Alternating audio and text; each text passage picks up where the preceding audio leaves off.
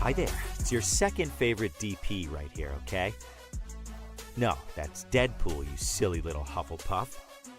Anyways, I'm gonna need you to shut up that pretty little mouth of yours and pay attention because the show's about to start, alright? And, I don't know about you, but I know who's my vote for sexiest ex-soldier turned pop culture show host. Alright, enough foreplay, let's get on with the show.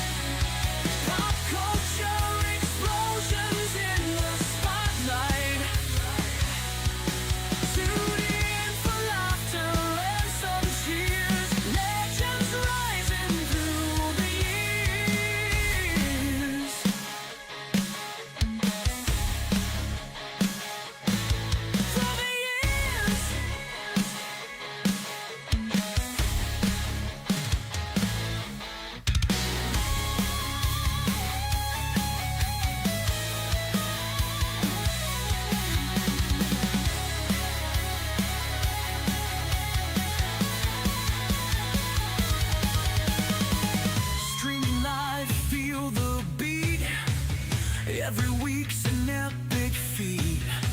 They shed light on what's the trend. When will the madness ever end? From movies to the latest shows, you never know how far they'll go. Come aboard and take the ride.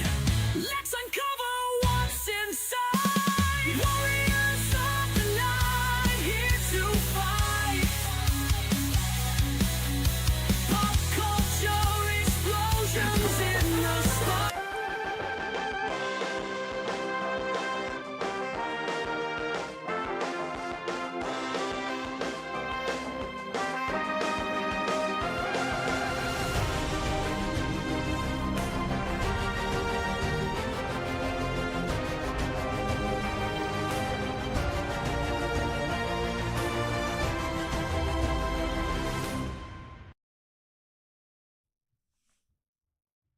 Hey everybody, welcome! Tonight is June 9th, 2026. This is episode 243 of Pop Culture Warrior, the show where I stay up to date on all the ins and outs of what's happening in pop culture so you don't have to. I'm CQ. Welcome to the show. It's Tuesday night, bitches. Let's get to it. But I can't do it alone. No, I can't. And you think you know who I'm about to introduce, but you don't. You have no idea. Because I didn't know he'd be here tonight, but he's here. Ladies and gentlemen, welcome to the stage, Mr. K-Mail. Hello. What's going on? How are we doing tonight? Woo! Calm down. Oh, hey. Down. I know Jeez. you're usually, brimming this little camera bubble's usually brimming with a ton of energy. So Yeah, I'm trying not to overdo it. Try not to overdo it. He's up, man. He's up. It's too much excitement for everybody. Hey, what's going on, everybody? How you doing? Let us know you're watching, where you're watching from. I see you, Anubis. Hey, buddy, how you doing? Let us know you're watching, man. Let us know where you're at, what you're doing, what's going on. It's Tuesday night. Let us know what's on your pop culture mind, because full transparency, because that's what we do here. I don't have anything I really want to talk about. Almost. At least he has no echo. Well done. Yeah. Mad Mike is on a timeout. That's why he's not here. He is on a permanent, semi-permanent, temporary ban from this show. He's gonna take the next couple of weeks off. He's the kids are out of school and traveling and doing all the family, spending time with family. Blah, fucking with a nerd who fucking loves his wife and kids or some bullshit. I don't know. Anyway, we're here with K-Mill, ladies and gentlemen. What is good, man? How you doing? We ain't hung out in a bit. How are you? It's been a minute. I've been meaning to make it out for game night at some point. It's just something always comes up on that Friday, and so maybe next week. Next time, man. Next time. Yeah, it'd be next weekend, next Friday. Yeah. We were supposed to have it last Friday. I was so burnt out from we did Nashville, then we came back, immediately went to Ohio for a grand gathering, a bunch of business meetings, a bunch of stuff, recorded some footage. I was like, I just don't have it. I was gassed out. I was like, I can't do it. Hey, Morgan, how you doing? And so, that's why I was like, I didn't even post. I didn't even say hey guys, no show tonight. I was I crawled into the bed and I was done. But first off, speaking of FTA, we have so many, it's just games just keep pouring in. And I'm like, oh my God, we're never, every true gamer, and this is tabletop gaming, not video gaming, but I think it applies to video gaming too. Every gamer has what they'll call the wall of shame. It is the wall in which all of the games that you have bought or been given and have not played yet. For gamers, it's the library of games you haven't gotten to. Ours is getting bigger and bigger and bigger, and we can't keep up. And people keep sending me games, and I'm like, I promise I'll get to it. I promise. I can't tell you what year, but eventually, we just had one. It's literally sitting over there. I should have grabbed it and showed it. But veteran owned and operated. Basically, imagine Cards Against Humanity, but military, and it's called Rank After Dark or something like that. Dark Rank, or I don't know, something along those lines. But it's it's basically like a drinking game, and you had you say the whatever creed or take a shot and perform a drill thing or do a shot, and it's a whole bunch of shit. Oh. So, it's Truth or Dare, veteran Truth or Dare. Yeah, Cards Against Humanity. Yeah, it's kind of Mad Mike finally grew a beard. Yeah. Mad Mike finally grew a beard, man. It looks good on him. Newbie says he's just pre-ordered my 1/6 scale Punisher from One Last Kill. Ooh, I bet that shit's gonna be sick. Man, this is what tonight's gonna be like. I'm literally just gonna ADHD all across the screen. The 1/6 scale stuff, the statuettes. I have so much respect for people that do those. They have the case with all the displays and the vehicles and the you see, I got my little Spider-Man here, which was a gift from one of the best guys ever. And I just, as much as I like my props and my little gizmos and gadgets and my little things, I never got into the statues or the posables or the, which is funny because I grew up with action figures. Like I wasn't, there's you got like the Hot Wheels guys and you got like the sports trading card Oh, guys. I was 100% action figures. I had all the Spider-Man, all the X-Men, I had the Batmans, all the action figures. And somehow when I transitioned into adulthood, you would think that would have then like leveled up. You'd end up with things like these, the big posables and things. I don't know. It never like I got into comic books. I collected a shit ton of comic books. For a while, I was big into movie posters, like original movie posters. oh yeah. Um, and then and then it was autograph stuff, and now I just like for the background, I just like having the helmets and the little, the Pip Boy back here and web shooters and pumpkin bombs and Tony Stark's heart and just a random Power Ranger helmet. Like I don't know. I don't know, man. It's weird. Like, what are your thoughts, K-Mail? Let's ask you. What are your thoughts on the like collectible, posable action figures or whatever you want to call them, statuettes, minifigs, fucking dioramas, whatever the fuck they're called, like those things. Well, it's interesting you mentioned that because I was like kind of thinking my current living situation's semi-temporary, semi-permanent. So like I've got, or else I would have like a much more, dressed up background. So like back there, I got a couple things I set up with, some of them. I got like a whole like original Star Trek diorama, the bridge with the action figures with by Playmates, I think it was, or no, yeah, Playmates, and then I got a Arlie Ernie, Gunnery Sergeant, and Iron Man pop dolls. So I try to avoid getting into collecting any one thing because it gets dangerous. There was that time a couple of years ago where I really got into collecting comics for a bit, and it got out of hand. Like we could turn the screen, you could just see stacks of comic books that I have here, and I actually did an outdoor like 4 hour Comic Con. They called it LockCon here in Ashburn a couple weeks back, and I was able to sell about $150 worth of old comic books out in the parking lot. So I was pretty happy with that. So, but Yeah, I saw a video the other day of like I think one of those. That guy's talking about what do you say, the Punisher that he was yeah. getting? Is it like $150 action figure? I mean, they range. There's definitely like I think like the lower tier and then like the Yeah. upper tier. Those like the what they call them, like the hot toys. I mean, they Mhm. can go from $1 to $2 to $300 depending on all the accoutrement it comes with. But like you go to your local, I go to my local comic book shop and they'll have the statuettes, a Silver Surfer, Thanos sitting on his thing, and they're like 600, 800, $1,000, and I'm like I mean I get it. Like if I was a super, I mean I'm a Spider-Man guy. I am. Everybody knows this, and I don't.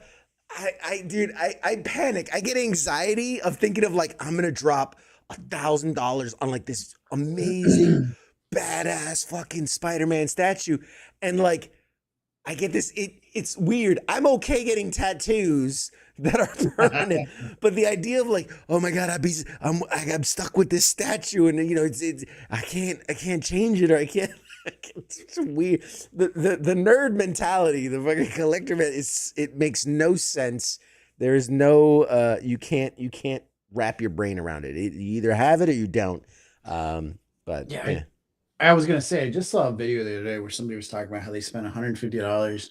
It was on an X-Men action figure. I can't remember. It might have been Cyclops or somebody else. But he was kind of like, "Hey, this is kind of cool and all, but I don't feel like this was worth $150." Like he showed like the head, like all the arms and everything articulates, like the neck and the head and the shoulders, but like the head just kind of flapped around. Like it was like he was like, "I don't think it should be able to move like this," and it's just like nah, nah, nah. And then the paint, I guess the way like the blue and the yellow was painted on the legs, um, if you moved the leg around too much on the hip, the paint was rubbing off, and it looked like it was yellow paint on there, but apparently they put a yellow base and then painted blue over. So like when the leg was rubbing against the hip part, there was like yellow popping up. And he's like, I just feel like this is worth more than $150. But I was like, can't argue with that. The yellow start it looks like he's peeing himself because the yellow starts spreading. You're like, oh my god, he's peeing himself. Yeah, Newbie said it's 300 after tax and tariffs. Yeah, god damn. God bless. God bless. Todd McFarlane quality, I guess. Oof, yeah, that's the upper echelon of collectibles. The good side of it is they do maintain value or increase through the years. Yeah, the whole collecting space is an interesting thing. About what will retain value, what will go up in value, what doesn't go up in value. Today's tangent day. We might as well call this episode the episode of tangents, because here we go. Strap in. The other day I was cleaning up the studio, and I found an old box of Magic cards that I back when I used to collect a lot, and I was like, oh shit! I remember at one point like this collector binder that I had like with these cards could have been like, I was like $2,000 to $5,000 worth of cards, like the premier cards where each card's $100 or more. And I was like, man, you know, I literally pulling this out from the bin, and I'm like, I wonder how much it's worth now. And I start going through. Whew, that one hurt. That one hurt a lot. I think the entire collection, because I went to one of those sites where you like take the picture and whatever, and the current day market, it's like 980. So a steep decline of what it once was. And, you know, I blame Wizards of the Coast and Magic, right? They're pumping out these cards so damn fast and so damn much. It's watering down the product and bringing the whole thing down. But on the flip side of that, you know, I don't know, you can't even see it in the background. It's up. It's just out of frame. I have the little Lego DeLorean from Back to the Future. Mm-hmm. And it was the first one to date. They've made like 7 versions, but it was the first one that came out. They're like, hey, we're doing Back to the Future Lego, whatever. My wife bought it for me for my birthday years ago. And of course, like I ripped it open and I built it and played with it, and I put it, it's literally up there on the cabinet. And what happened was she had ordered one. For some reason, they sent us 2. I ain't complaining. You know, I got an extra one. So I put the second one away, put it in the closet. And recently. Sealed. Oh, yeah. Oh, it's still sealed. Still boxed, nice. Sealed, unperforated. It's quality. And I read an article recently because I was scrolling and I saw a picture of it. I was like, oh, that's cool. I have that.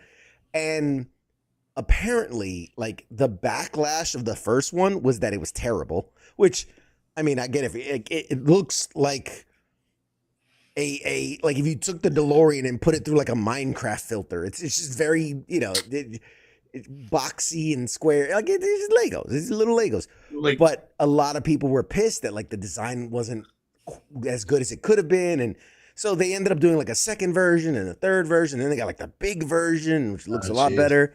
And but apparently, the backlash was so fierce that like they got rid of all those first ones and like you know, never made them again. And they're like, it's basically impossible to find at this point now. And so now, because you know, collectors are crazy, it's become a sought after item because they're like, no, that one, that was a mistake, and they don't. It's like an error comic book. Basically, yeah. It's like a misprint, you know, and so like where they were $100, which is crazy to me to think a little box of Legos is $100. But I get one of these big sets, but the box was like this big. It was $100.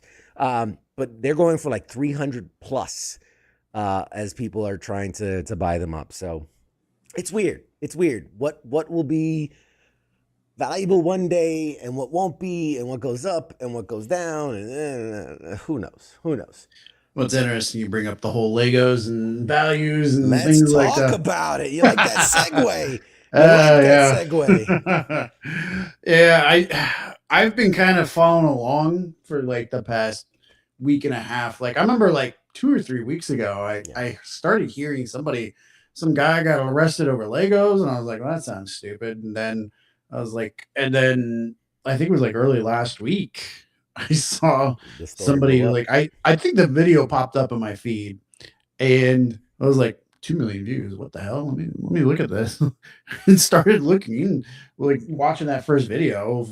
And if you're not familiar with what we're talking about, You gotta give him the backstory here. we're talking about Reckless Ben, the YouTuber, who seems like this ADHD Zoomer is on YouTube.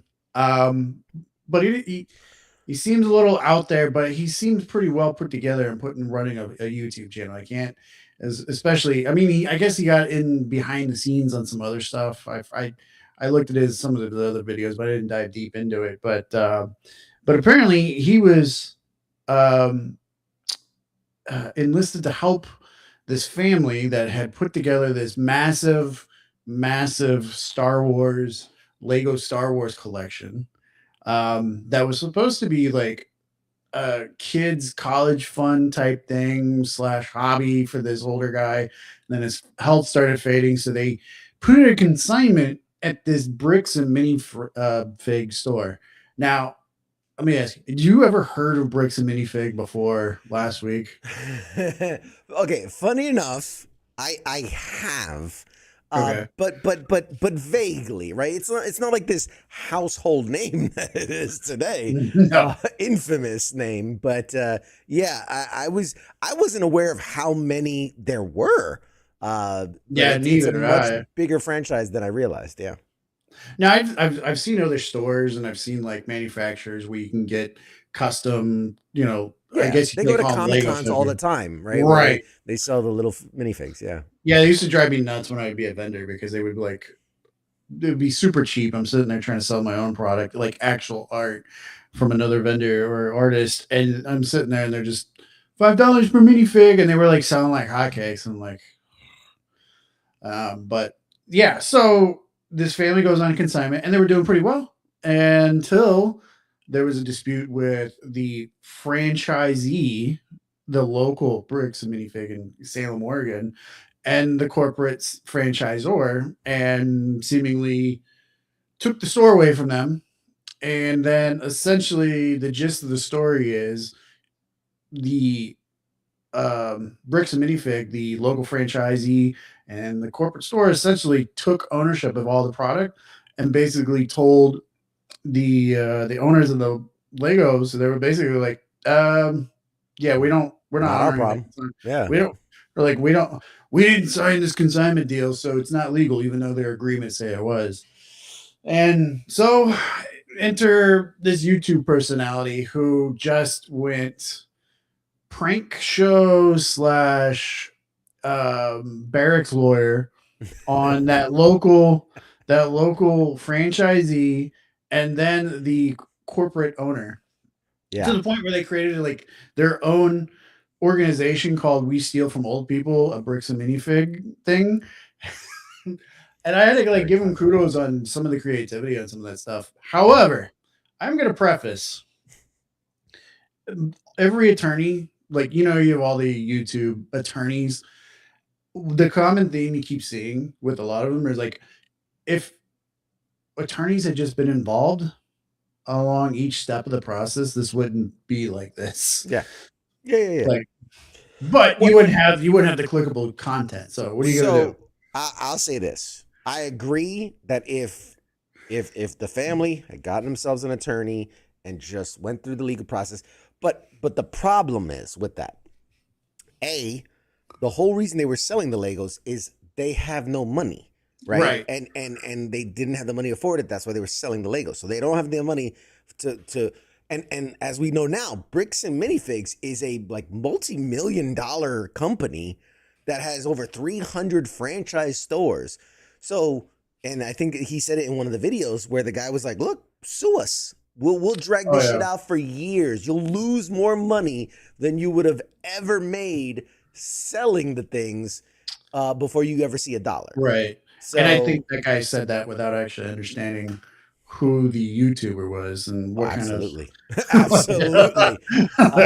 famous. No, exactly. And so it's unfortunate that, you know, someone like, from as I understand, as I watched a couple of videos, and I think the Brian was the name of the Family Guy. Yeah, right. And you know, they tried, they did everything they could. They go, here's the paperwork, here's the documents, here's everything, Right. here's the pictures. Like they were smart, they had everything documented. And so for the corporate, you know, to come in, claim a store, which I guess they can do. I like there's so many questions to me of, like, as a franchisee, like, I could understand that corporate could, like, pull your franchise, you know, like, you can't use our logo, but can you just walk into a store and be like, this is my store now? Well, there's the Bricks and Minifig corporate side is saying that they were like behind on some money, and they essentially were told by the franchise owners, like the local owners, hey, my husband's getting a job overseas, and we were just trying to touch base on, you know, how to address this.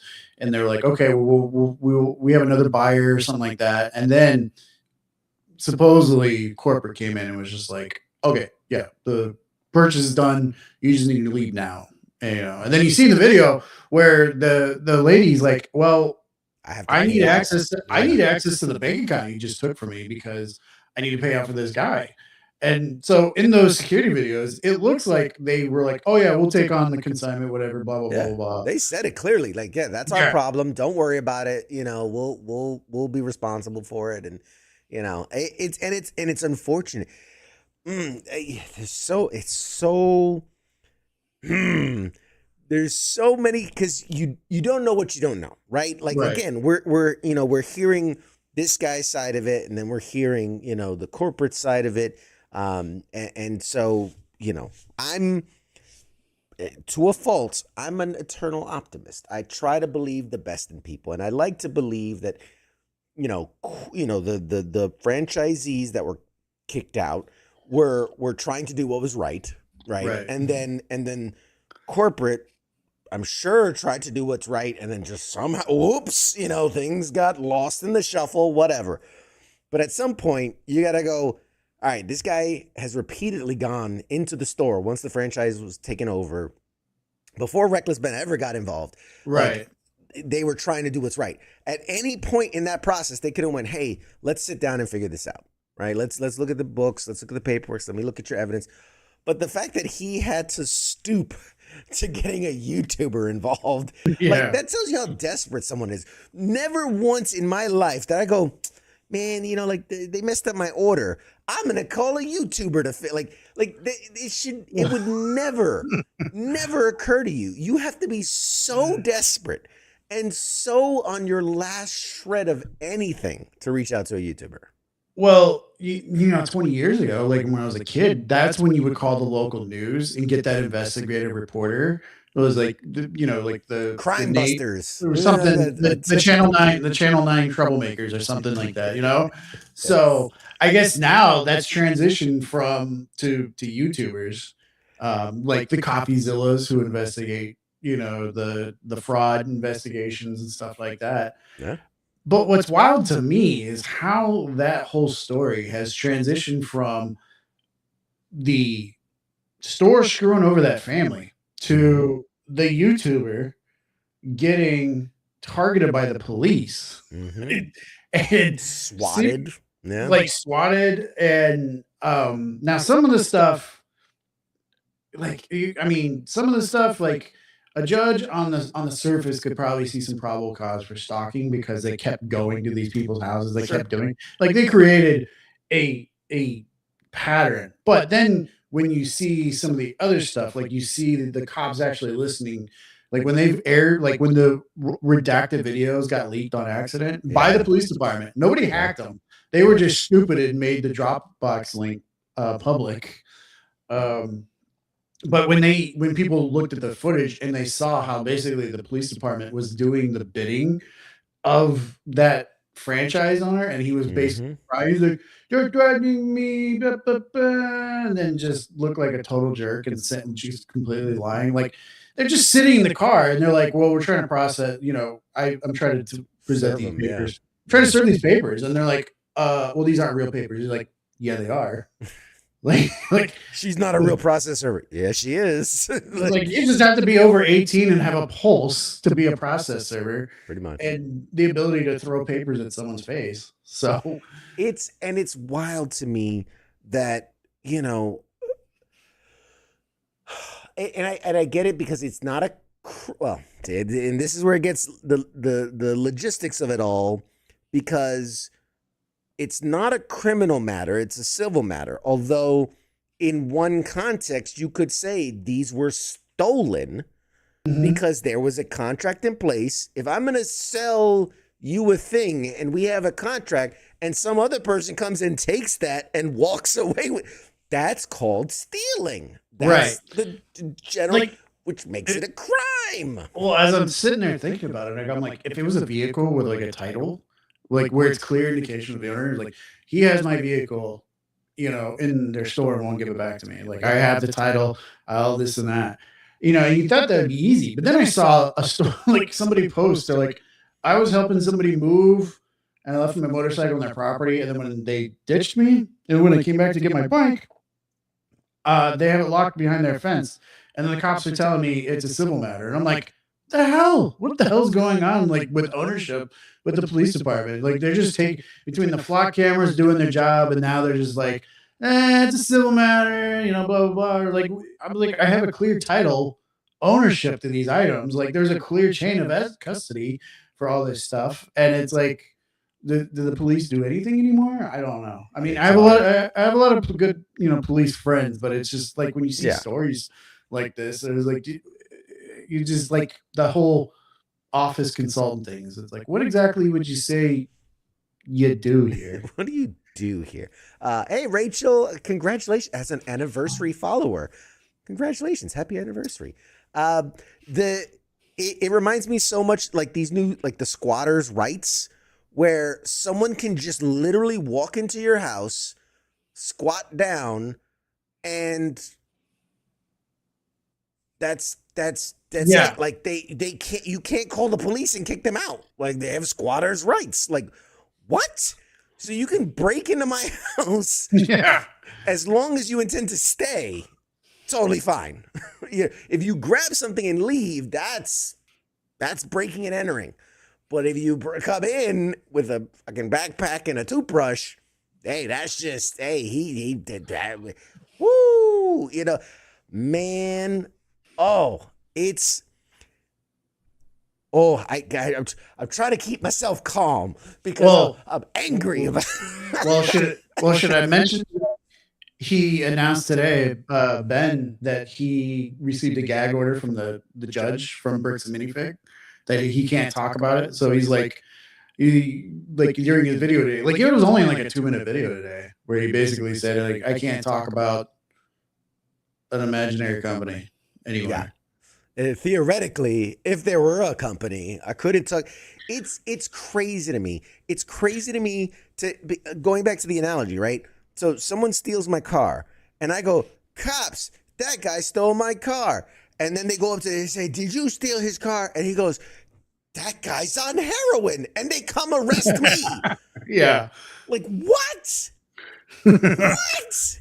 They just, and then they swat his house, find nothing, and then arrest everybody. That is because of the GoFundMe. That is bonkers. That is bonkers. The swatting happened, they said, because it was reported that he had the stolen Legos. That was the legitimate cause to search. The Airbnb owner said that he overheard them talking about the Legos. Yeah. Through their thin walls talking about stolen Legos. Well, yeah. That's the whole point of what he's staying there. They're trying to recover stolen Legos. But then but then okay, so you got swatted, they find nothing, and still arrested them. Like there's so many. Oh my God. I know it doesn't make sense. Like it's like they're just sitting there like, well, we can't back down, or it's like And it's like each step of the way, they have just doubled down and then doubled down and then I can imagine you're at the poker table, right? And he's got like 50 cards in front of him, and he's like, "Hit me again, hit me again." Like you're like, at some point, stop. You're killing. Like you're just so much. Anyway, it's just, man. This is like watching the Titanic go down, and you're just sitting there with your popcorn, and it's just because this bricks and minifigs store is just, and I feel bad because there's so many franchisees that are just gonna get fucked over for this. Well, and I saw the other day, what was it? CoffeeZilla posted a video where he's like, "Please stop being vigilantes." And he showed a couple videos from some of these other franchise stores where people came in there to a store that had nothing to do with the situation other than the name on the door, and started raising hell. One dude got in a fight with another guy, and actually there was 2 fights. Just ridiculous, Like I'm upset about it, and I think it's wrong, but I also have the common sense to go, things that a corporation does, right? You could be mad at the corporation, but if it's a franchisee, it's a local mom and pop shop, basically, that pays money to this mega corporation. Be mad at the corporation. Mail them stink bugs, or fucking, I don't know, spray paint the headquarters. Whatever it is you want to do, point it at them, not your local. If McDonald's came down with a decision like, we're not gonna sell chicken nuggets anymore, like, I'm not gonna go to my local McDonald's and start burning the place down. It's not there. Like, they're just fucking doing what the hell they're told. Like, anyway, sorry. I just it gets me all worked up. It's such a simple thing. It's such a simple thing. And then for this CEO, the fucking, first of all, the mustache on that guy is a fucking red flag.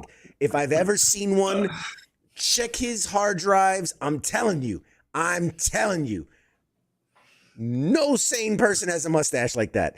But for him to repeatedly be like, we've done nothing wrong, this is bullshit, they're trying to do this, and they're sensationalizing this, and then for now to be like, guys, let's just come to the table, like, let's just be attached. like what the fuck, you've literally saying the worst, horriblest shit, and deny for the, we've been trying to reach out to him and to make this all bullshit.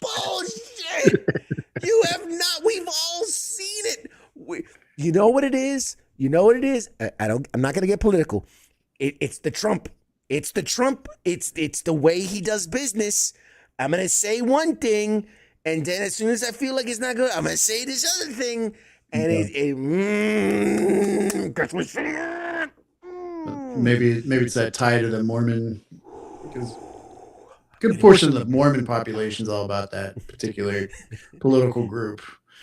Except they're probably changing their tone this week, but that's a whole other can of worms. That's more of a nice discussion there. And let me just say, it's kind of an aside, but it's tied to this. Fucking Patreon. Outstanding. Oh, what props the CEO to them. Yeah. did, oh my, that is the most baller move. I have so much fucking respect for someone, because they didn't need to say anything. They could have stayed out of it. No. I'm just let them mess their problem with it.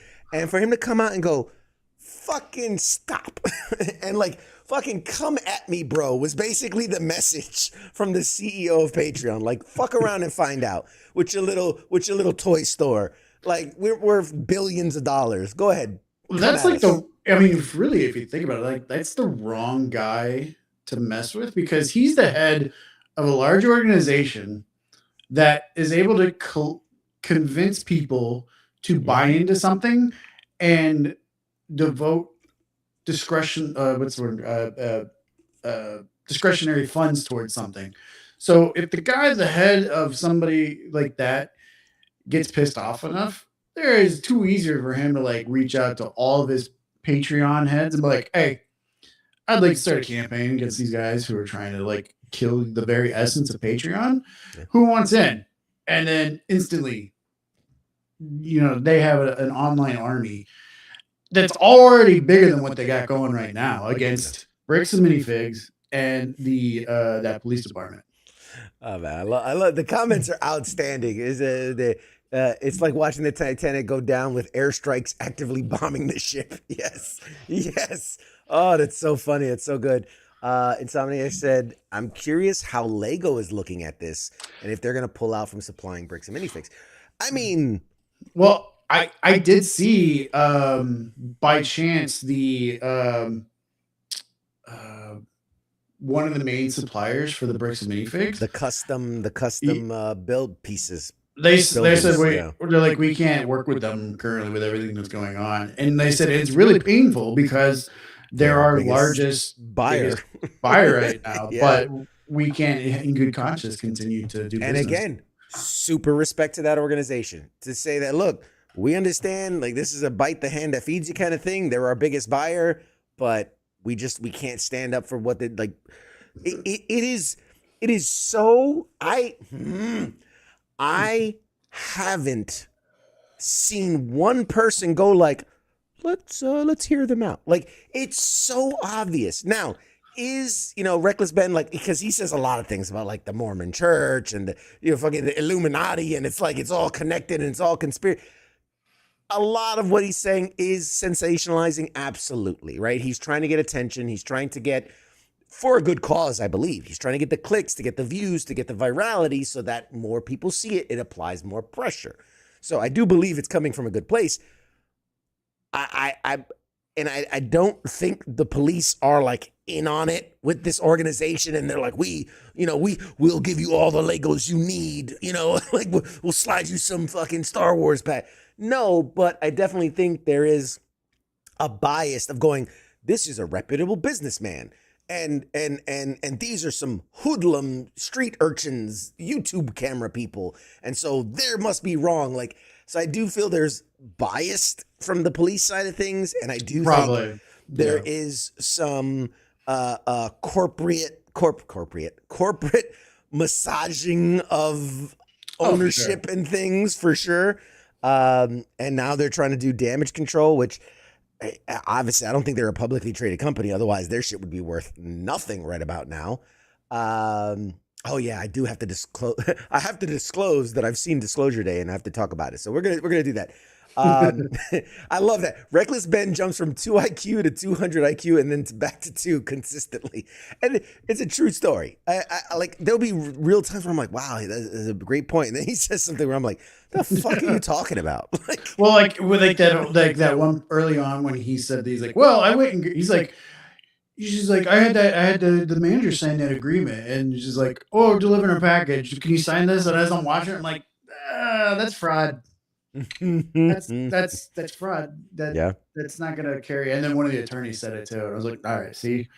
And then like the one video I was watching, he's like, and I got out of jail. The judge thought it was so stupid. He changed my bail to $2,500 and I got out. I'm like, cool. He's like, so then I ran to Mexico. No, don't do that. That's the very reason why you don't get bail, is in case you decide to leave the country, much less the state.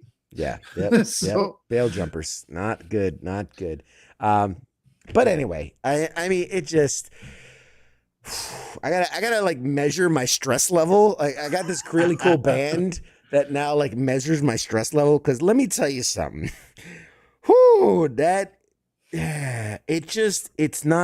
It's not right. It's not like, it's so unfortunate. I'm so happy to see that like this GoFundMe has raised like whatever it is, $400,000 for this guy. But honestly, Bricks and Minifigs, I don't see a way. Like, anyone in corporate America should know by now. Like anybody that hires like one of those crisis PR firms, like they tell you, just put your head down and just wait for it to blow over. Like don't engage, because the more you try to defend your position, even if you're right, you're just keeping it in the news. You're just keeping the conversation going. You're fueling the fire, even if you're in the right. And so, Always Sunny in Philadelphia couldn't make a story this insane. You're right. You're right. You're absolutely right. They could not. Like, people wouldn't believe it. Should I tell you this? Oh, please. Let's do this. I haven't peaked the stress level yet, so go ahead. The GoFundMe fundraiser is gone. Of course it is. Of course it is. Of course it is. So I don't know. Like, does that mean either GoFundMe took it down, or did they reach their goal and said we're done? I mean, yeah, they like fucking cashed out and ran.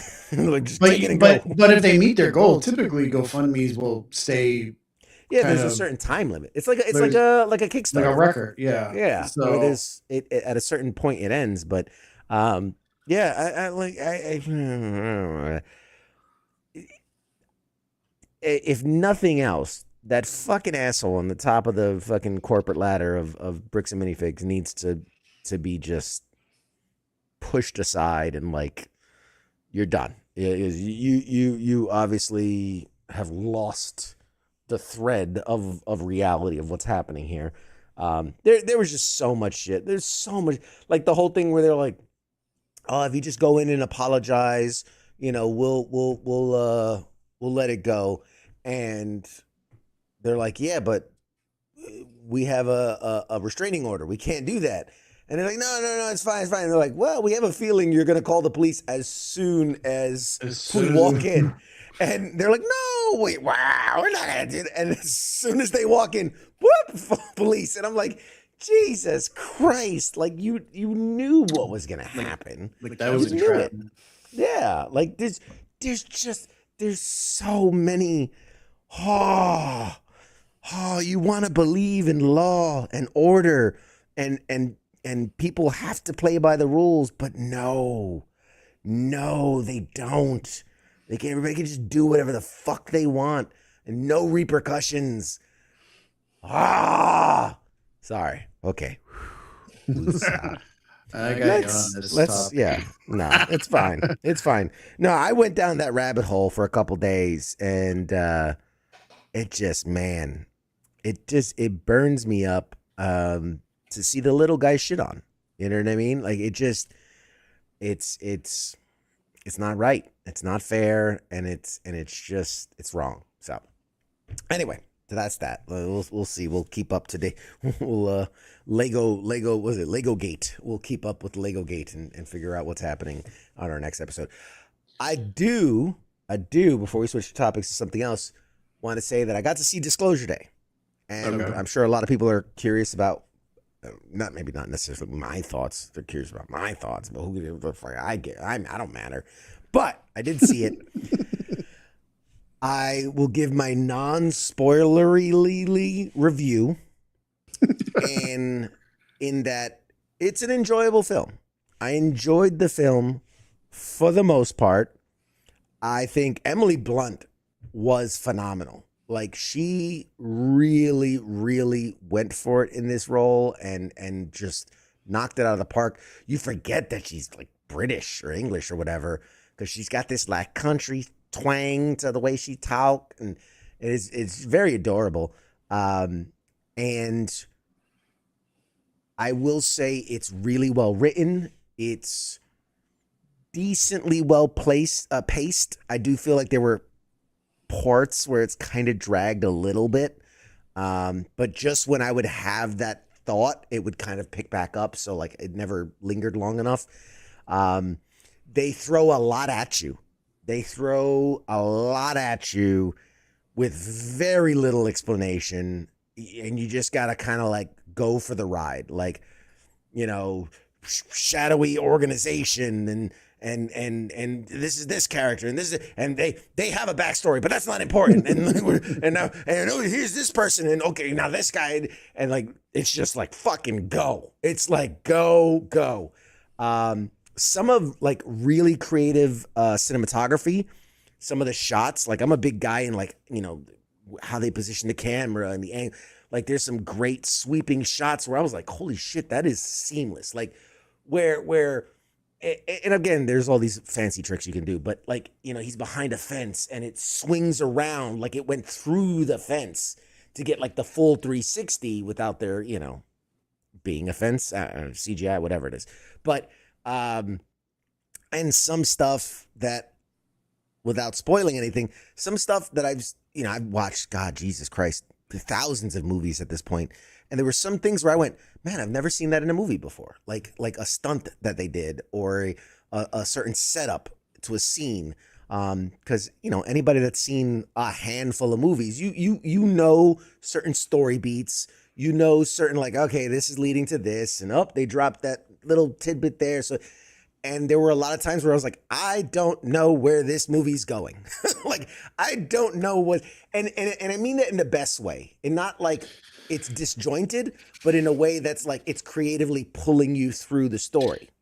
It's not like trying me watching a movie where I can already see like the formula. Yeah. Like, or something's coming up and I'm like, and then that guy gets killed. Or then there's going to be a scare thing here. And then, you know. It is very much like, the best way I could describe it is in the vein of almost like, remember fucking like The Fugitive, where it's a chase movie that's slowly uncovering the plot and, you know, slowly unraveling the mysteries. But what did it for me? You know, CGI is as good as it can be. I've seen a lot worse. The writing's good. The directing's good.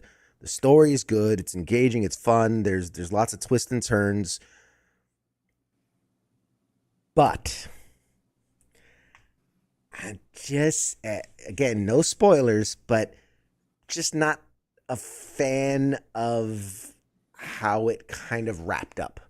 It felt for me that we're building to this crescendo, right? We're being edged, if you will, to this climax, and then it's just like, just didn't materialize like you would expect. It didn't have that that moment at the end where you're just like, fucking hell, that's it.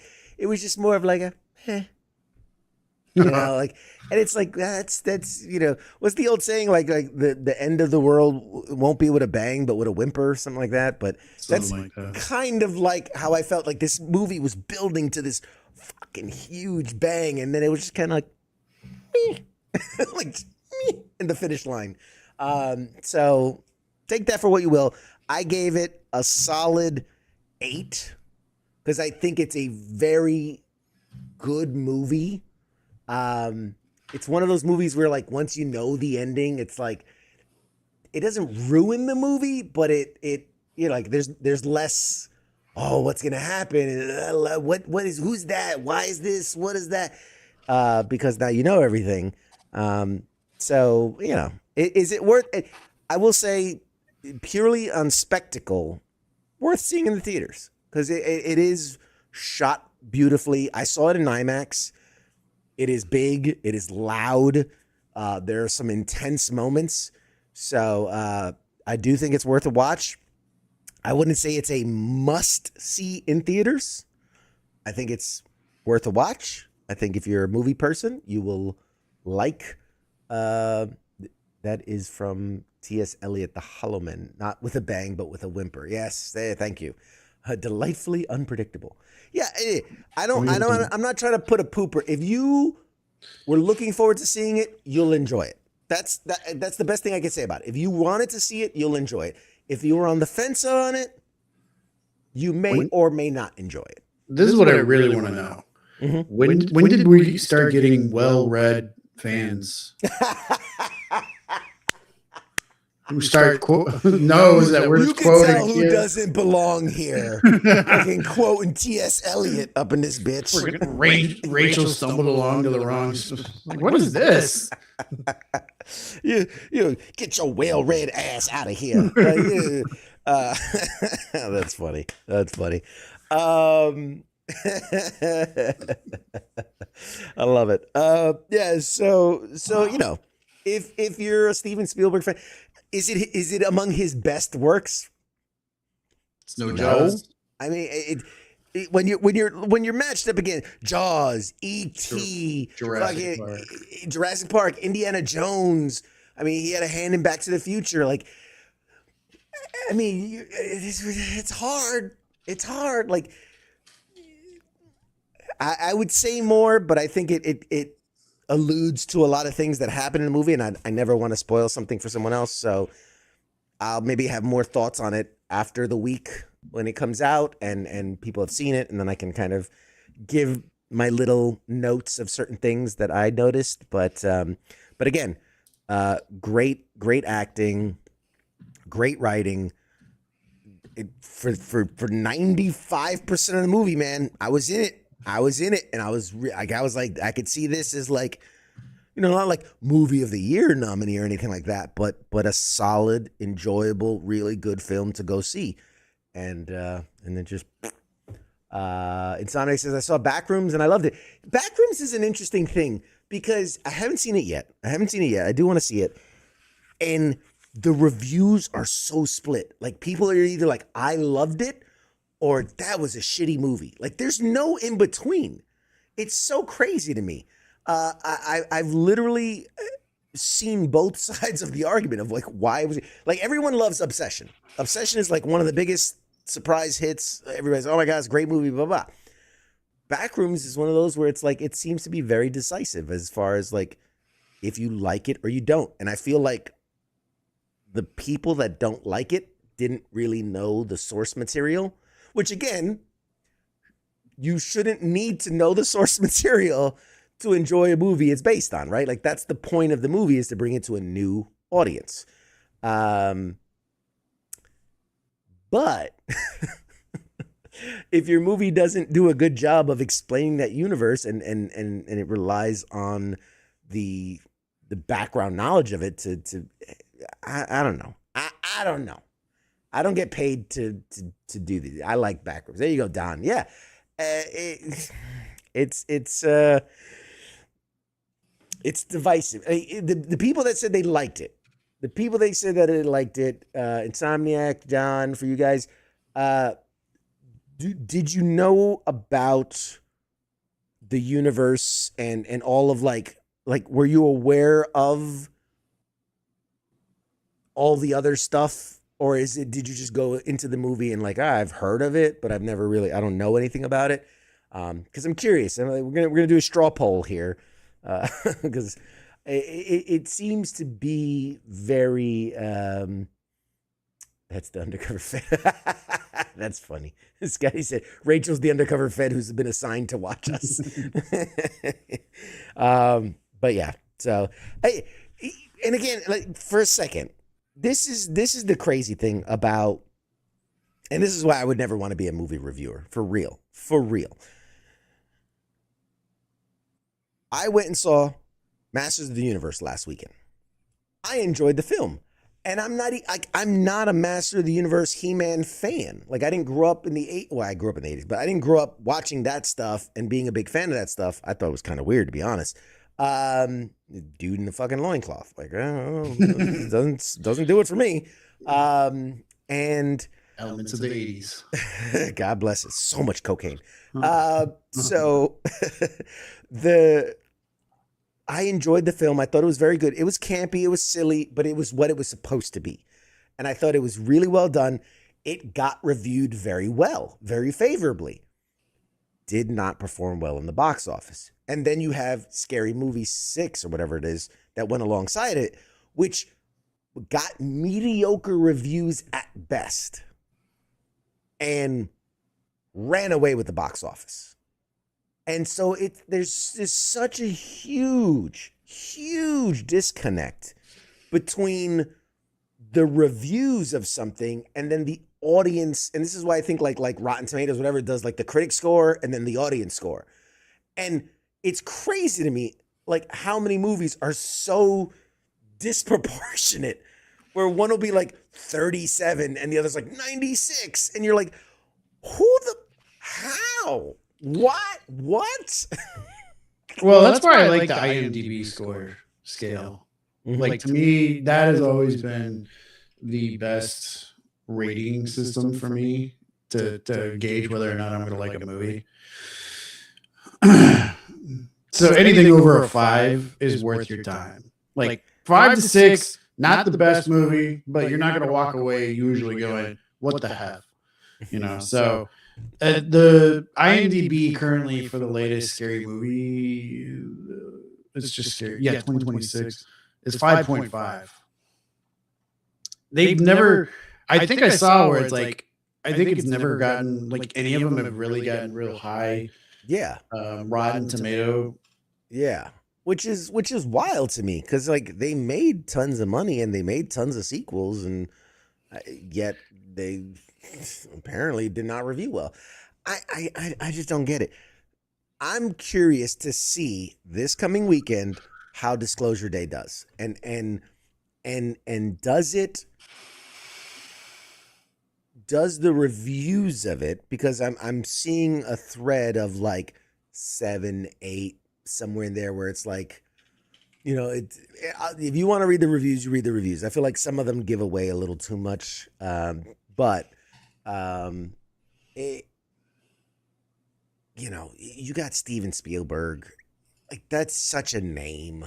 Like, it's such a powerful name to put on a movie, and but you know, it doesn't always translate. Didn't he do the one, like, was it 8mm?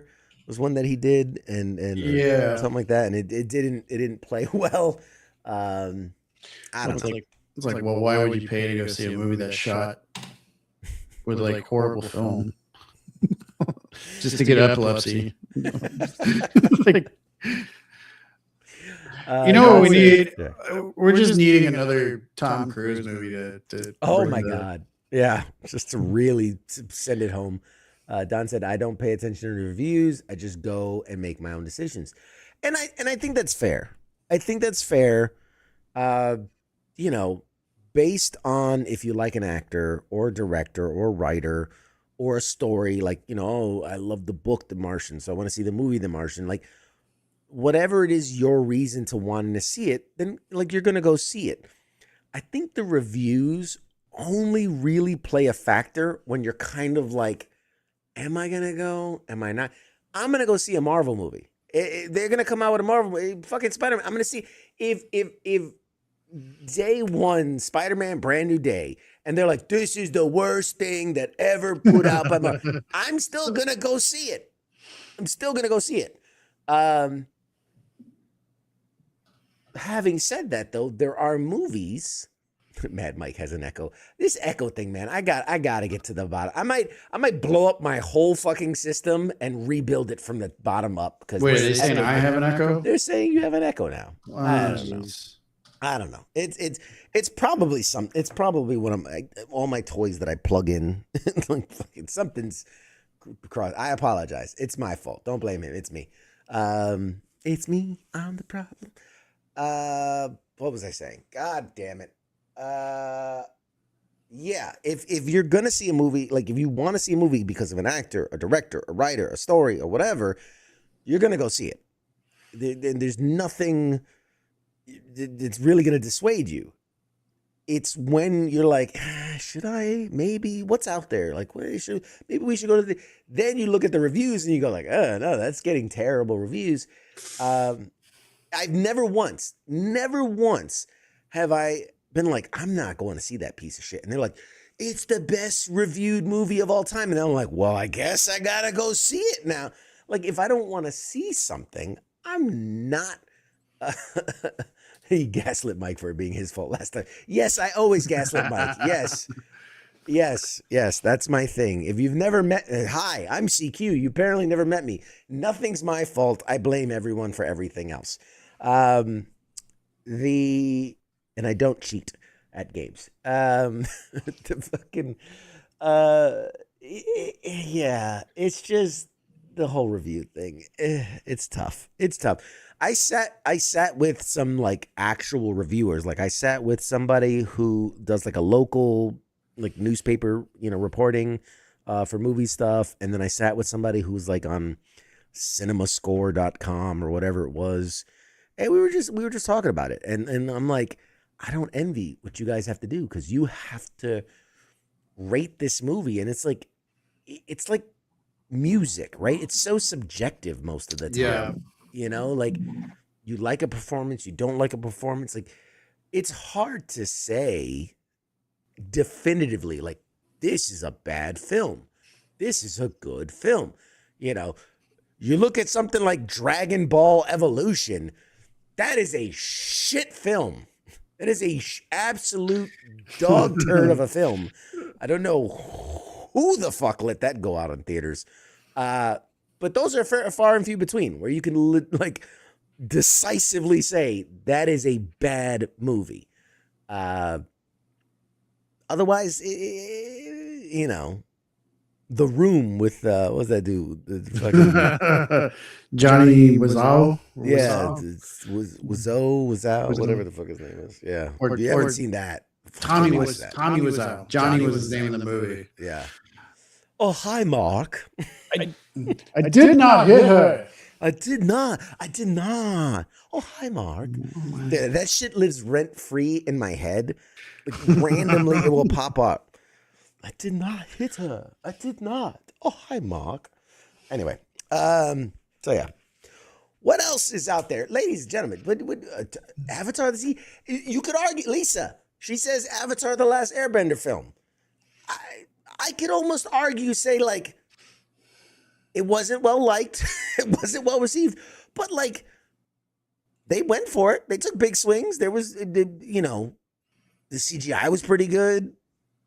The casting was pretty good. Like, arguably, that's a bad film. Arguably. Not definitively. Arguably. Like, that's the difference. IGN scoring, where they give games like Expedition 33 a 6 or a 7, then give Mixtape and Dragon Age and Concord, etc. a 9 and 10. Yeah. You know what? I know I'm going to start a fight with you, Scott. I tried Expedition 33. I couldn't get into it, man. I'd give it a 6 or 7. Like I couldn't. I stopped playing after like an hour, and I was like, this is not enjoyable. It was just not. I don't get the hype. I'm sorry. You fucking arrest me. Come swat me. Can we talk about Xbox? Yes, let's talk about Xbox, because this is your show. This is your show now, folks. You throw it in the chats, and we're going to talk about it, because at this point, you guys are steering the ship. I'm just kicking. Do you think Microsoft did the Xbox come back to try to revive the Game Pass? You know what? Here's the thing. Fucking kudos to Xbox. I do think so. We've had the PlayStation, whatever they call it, State of Play. We had the Xbox Showcase, and I think Nintendo's doing theirs. Like, I think this week they're doing like the Nintendo whatever the fuck. Well, who cares about Nintendo? Fucking nobody cares. And I've never been one to say like they won the show or they won the show. Like, I've liked certain announcements there, and I liked certain announcements there. To me, it's the whole red state, blue state thing of we're always right. No, we're always right. It's like, bitch, you're both wrong half the time. So like, it is what it is. But I will say I liked a lot of what Xbox had to show. I really did. They're trying to fix the mistakes that they've made, and they brought the Game Pass prices back down. I dig the 25th anniversary, dude. When I'm like, I was like, should I get one of those? Like, they had me for a second, because like the Xbox 25th anniversary, and it's got like the fucking translucent green shell of like the original, and I was like, oh my god, should I really? And I'm like, wait a minute, why did I need this? What am I doing? But you almost had me, Xbox, you almost had me. They got me on the fucking handheld. I do got one of those. They got me on that one. There's a lot that I saw that I liked. The Gears of War, which I personally I like. I've been over Gears of War for years, years. I haven't like truly been into Gears of War since like 3, and I think they're up to whatever 6 or 7 now. But it is intriguing to me to do the whole E-Day, Emergence Day for people that don't know from the original game, and like it's such a weird premise to me, and this is just as a gamer. It's always a weird premise to me to do a game that takes place before another game from 30 years ago. Because like there's besides just graphics getting better, like fundamentally the gameplay has evolved so much that it just feels weird to be happening before the first game, and yet like, you know what I mean? Like narratively, you have to really structure your way out of that kind of box. Hey, thanks Rachel for hanging out with us. Appreciate you. Bear in the yard. God bless. Get the mace. She's like, I got a bail. Bear in the yard. Yeah, handle your business. Just have the bear come in. Watch the show with you. Just sit down. Watch the show. Show him I'm very bear friendly. That's I don't want to derail it, but what is she going to do? Go fight it, obviously. Bare knuckle box a bear. What the fuck? What else? Alaska? We're gonna go fight a bear. Like it's just what you don't realize. It's just the big fat hairy guy in the yard. He's just like, Pride get Month. off my yard, Todd. Would she date the bear? Yeah, that was a thing from a few years ago. Yeah, King. It was like, would you rather the bear or a guy? Okay, I'm gonna go fight the bear. Anyway, so where the fuck was I going with that? Oh God, Gameplay. gameplay. No, you're absolutely right. That's what tonight is. Tonight is the ADHD special. It's so weird to narratively have to kind of write yourself out of a box. Like, for instance, and it's a stupid thing. Admittedly, it's a stupid thing. But in this new E-Day Gears of War, you can slide. Couldn't do that in any of the other games. So this is how my brain operates. The first thing I go is, if I'm a writer on this, at some point towards the end of this game, I need him to go like, oh man, I gotta stop sliding. This really fucks up my back. So that way, narratively, that's why he doesn't slide in any of the other games. You see the level that my brain operates at? It's fucking horrible. It is terrible up here. It is absolutely terrible. You don't want to be in here. Anyway, that's the shit that I'm always like, because then you're like, all right, well, you can't use any of the guns from the later games because it didn't happen yet, and we were in the early games, and then like I see them with the chainsaw thing, and then I'm like, wait a minute, but in the lore of the game, wasn't the chainsaw guns from like the war that they had fought previously? Like that wasn't something new that they came up with because of this, but now this game is saying it's new because it came, and I'm like, fucking, this is my break. This is what I can. Well, it's like me watching Star Trek. It's like watching Star Trek, and like when they do when they did the reboots, I grew up watching Next Generation, where it's like, I forgot how many years, like 70 years past the original series. And then I watched Next Generation, and it's supposed to be all like really cool high level stuff.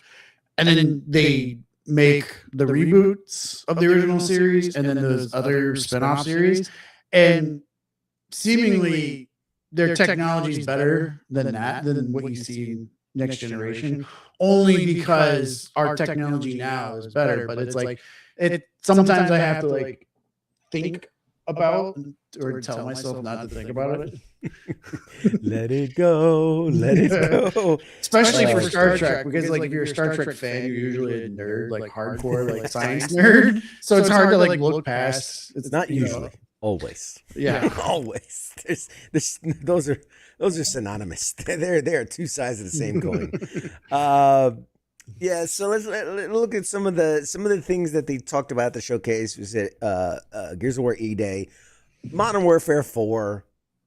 I mean, at this point, like, are people really excited about it? And that trailer for Modern Warfare 4. I mean, I think that I think people like me who actually were in Korea in the military are really kind of like, oh yeah, there's two set I know that fucking street, man. I got my thing on that street. That's it. That's crazy.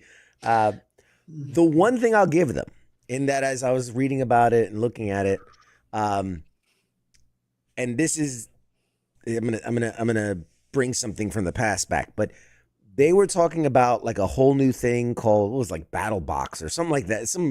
They gave it some weird name, but essentially for the multiplayer, they figured out a way to design not just the map, but kind of like these small boxes. And then the map basically generates by putting boxes together, so that every time you play through that map, it will be different because the boxes have lined up differently digitally.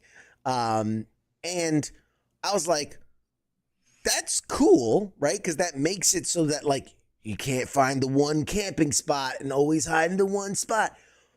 But also, if anybody's watched this show for a while, a couple years ago, we had on the team behind 6 Days in Fallujah. Oh. And one of their big things was our maps are auto, there's a term for it, but they populate, basically, it rearranges everything. So from an outside, like a building might always be there, but when you go into the building, room by room, it's procedurally generated. So that like the first time I went in, I kicked in the door and there's a staircase to the right and a hallway on the left. But then next time I play and I kick in that door, it might just be bedrooms. And like, so every time you played it, it was different. You couldn't rely on the replayability of like, I know where the enemy spawned from and everything. And in fact, they called out specifically in our interview, games like Call of Duty, where they're like, you'll always know where the enemy's going to spawn from. You'll always know what's going to trigger the action. You're always going to know, and you can play to that. Whereas in our game, you can't do that. And so I feel like maybe they took some ideas from someone else. And we're like, I mean, it's very much the Apple method, right? Let everybody else innovate, and then we'll just put more money to it. maybe the crap. Game designer? The game designer for the my brain is farting. Maybe the Call of Duty designer saw that interview and did the Michael Jordan. It's like, and we took that personally. Well, we took that personally. Like, we can do that. We can do that. Yeah, okay. I will definitely watch someone play the Modern Warfare 4 campaign, but I won't buy it. I mean, it's kind of smart. I mean, because there are two types of people that play Call of Duty.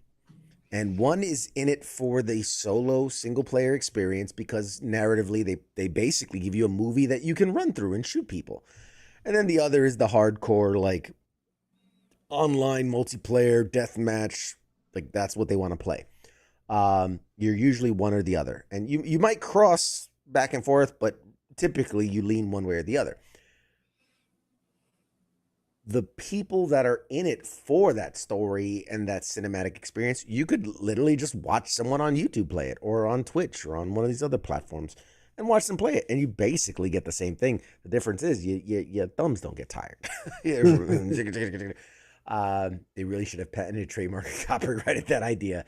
I'm sure they did. The people behind 6 Days in Fallujah, I'm sure their technology and their shit is proprietary.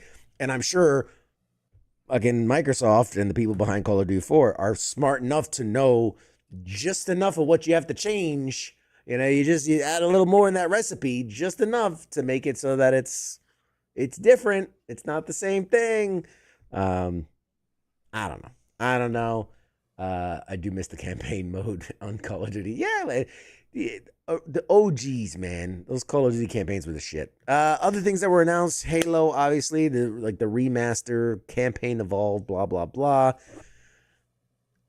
Do people still play Halo? It's like, is that a thing still? I feel like I don't know. It's like saying I'm a big SimCity guy. It just seems so ancient. Like I'm I'm really sure. big into Tetris. I'm really big into Tetris right now.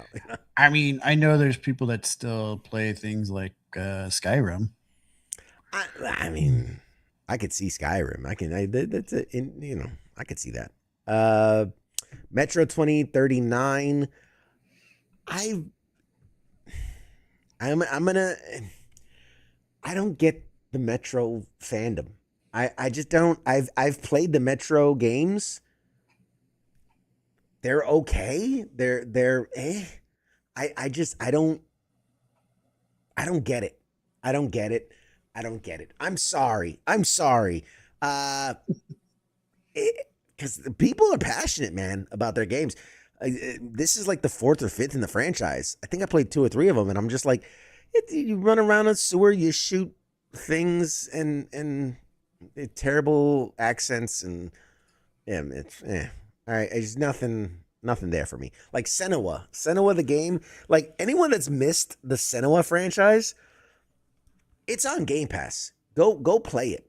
Like it was one of those sneak games where I knew nothing about it, and then I played it and I was fucking floored. Metro's a good story, really? It's just people running through the sewers. Like, no, the dark ones are coming, and like, Are you trying to rage bait the audience or something? I mean, I'm sorry. I'm just being honest. I can't help it. Next, you're gonna say Mario's a fascist. Mario's fucking communist. overrated. God damn it. He's a Fucking fascist Italian Mussolini. You say he's a fascist Mussolini supporter. They don't believe in evolution with their Yoshis. They're very sexist. I don't know. But no, man, Senua.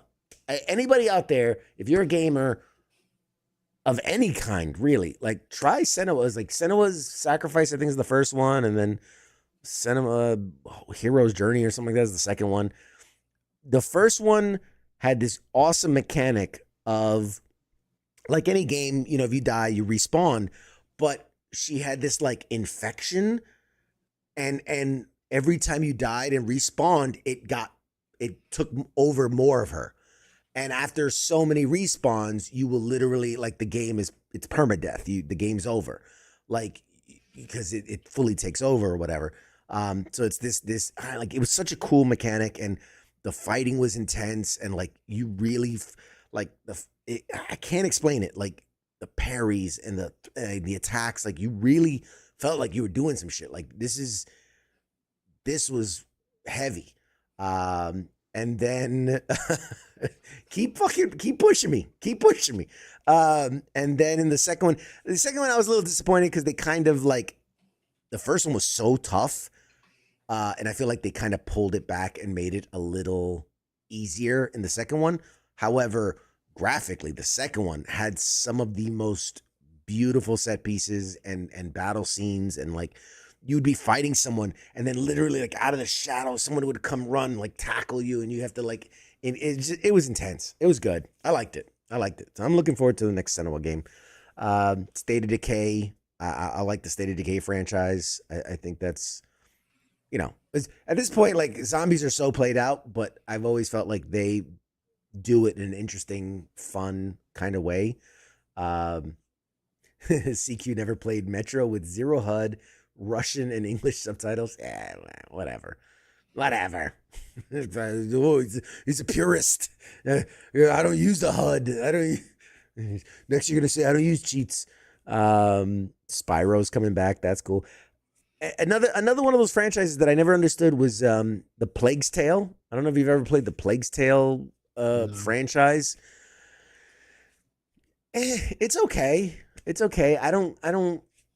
I don't know. It's one of those games where it's like it seems a bit artsy to me. Like it was more about how pretty it looks and versus like, is it fun to play? But who am I? I'm not a game review either. Doom. I can't believe Doom they still come out with new Dooms. That's wild. Crazy Taxi World Tour. Now, don't get me wrong. I grew up on Crazy Taxi. I loved Crazy Taxi. I played the shit out of Crazy Taxi. But let's be honest. Let's be honest for a second. Who out here is gonna buy a Crazy Taxi World Tour? Are you K-Bill? You gonna get Crazy Taxi World Tour? I'm gonna shock you and let you know I never played it. Well, there you have it. It was on the Dreamcast, right? Yeah, it was. That was it started out as a Dreamcast title. I think it was like a arcade cabinet that they moved to. Actually, yeah, it was Dreamcast. Because ironically, or not ironically, but coincidentally, I started rewatching the show The Shield, and the first episode, one of the criminals, they break into his house. He's playing that Crazy Taxi game, and he's got a Dreamcast. I'm like, no, it's a Dreamcast controller. I'm like, seventh grade, just flashback. You're dating yourself.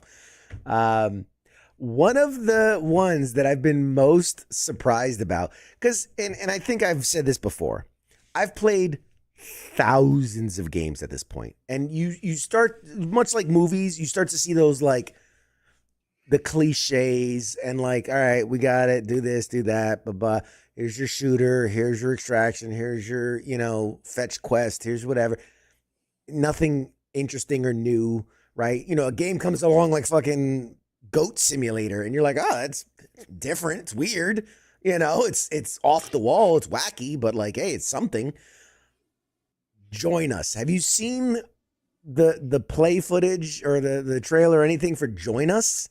No. It is off the wall zany. So like, to me, it's like, remember when we had, Grand Theft Auto 3 and like these really intense, like, oh, we're going to make real, 3D worlds and things. And then like Saints Row came along and like, we're going to hit people with dildos. And like, it was just kind of like, it took that, but like it put it on its head.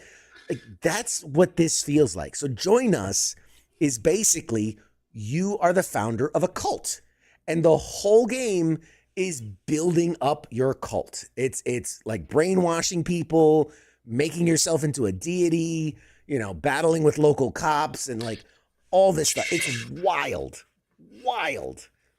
But in the background, pull up the trailer for Join Us. No sound, but just watch it. And it is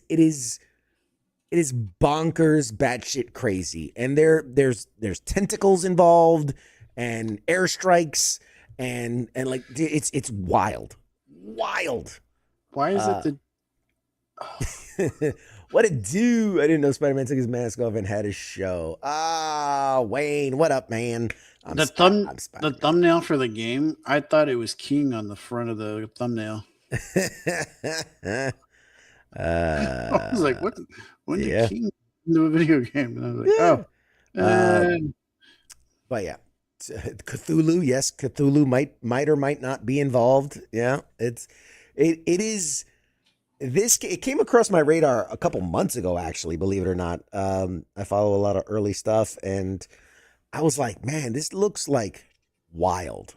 It looks wild what they're trying to go for. And I was like, I don't know how it's going to work, but when I saw the trailer, I was like, oh my God.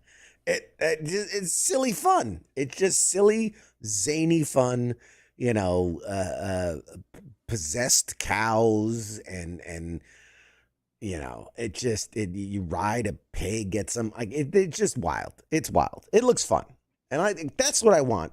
I got to a point as a gamer where I'm like, I just want an experience. I just want to be able, what I've been into? Shit. Folks at home, because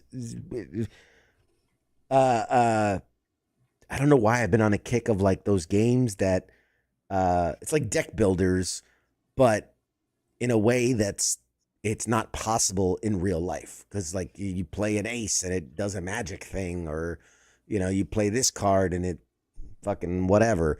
So games like Slay the Spire, Blackjacks, Balatro, Inscription, the Flying Spaghetti Monster. Yes. Ramen. There's a Plague Doctor game coming out too. Ooh, I love me some Plague Doctors. Yeah, there's like the Magician's game. Like there's a bunch of stuff, man. Yes, I do think that Xbox did a really good job showing some stuff, and there's some other like Flight Simulator. Ooh, who's excited? Flight. Another addition to Fallout 76. The one game that has been universally hated by the Fallout franchise or a community they have put the most shit into. Like, I felt like Fallout 3 came and went, phenomenal game. And then Fallout 4 came and went, phenomenal game. New Vegas came and went, phenomenal game. 76, everyone hates it. Let's put 10 years of content into it. Like, what the fuck, man? Jesus Christ. We have unanimously said, no. And they still keep shoving shit down our throat. The Elder Scrolls 6, right? That's been promised for fucking 30 years, it feels like. But no, they'll keep putting Elder Scrolls Online content out. Fucking Christ, it's bad. I don't know who to blame, but I blame one of you. It's one of your fault. I don't know who, but it's one of your fault. That's all I'm going to say about that. All right. I have a positive tangent that I came across earlier. Please. There are pictures out of Brendan Fraser working out in the gym, trying to get in shape for The Mummy 4. God bless him. He's got to be like, what, 60 at this point? Like, well, it's not so much his age; it's what his body has gone through. Like, well, yeah. I mean, there's a reason he hasn't been seen for a while between the whole career BS that he dealt with, and the fact that he was dead for like 2 minutes during The Mummy. Was it the first or the second Mummy filming? Where or was it was the first one when he got hanged, however you want to say it. But I've heard. But yeah, he's wrecked his back, all that other stuff, and so. But it's nice to see him, see his career get that revival. It's nice to see him out working out. He got big. But that's the thing when you're like, he's a very tall guy, and when you're a very tall guy, it's very easy, especially as you age, to really fill out. You know, I mean, did you ever watch The Whale? The movie he did, The Whale? I never saw it, but I saw the fats. Yeah, that's intense. That was an intense movie, which he crushed it. You know, he for those that doubted his acting ability, like he fucking killed it in that one. And I was a fan of him as the fucking robot dude in Doom Patrol. I thought he was great. I'm glad that he's getting the resurgence that he deserves. I mean, my God, the guy's, you know, who didn't love fucking Encino Man and Monkey Bone and fucking, was it Bedazzled? Was that Bedazzled? Bedazzled, yeah, it was Bedazzled. Was Bedazzled? Yeah, with fucking Elizabeth Hurley. Elizabeth Hurley. And you know, and you know, obviously all of the Mummy films, and like it was great. It was great, man. I love me some Brendan Fraser. I've always been high on Brendan Fraser. I think he's a cool dude.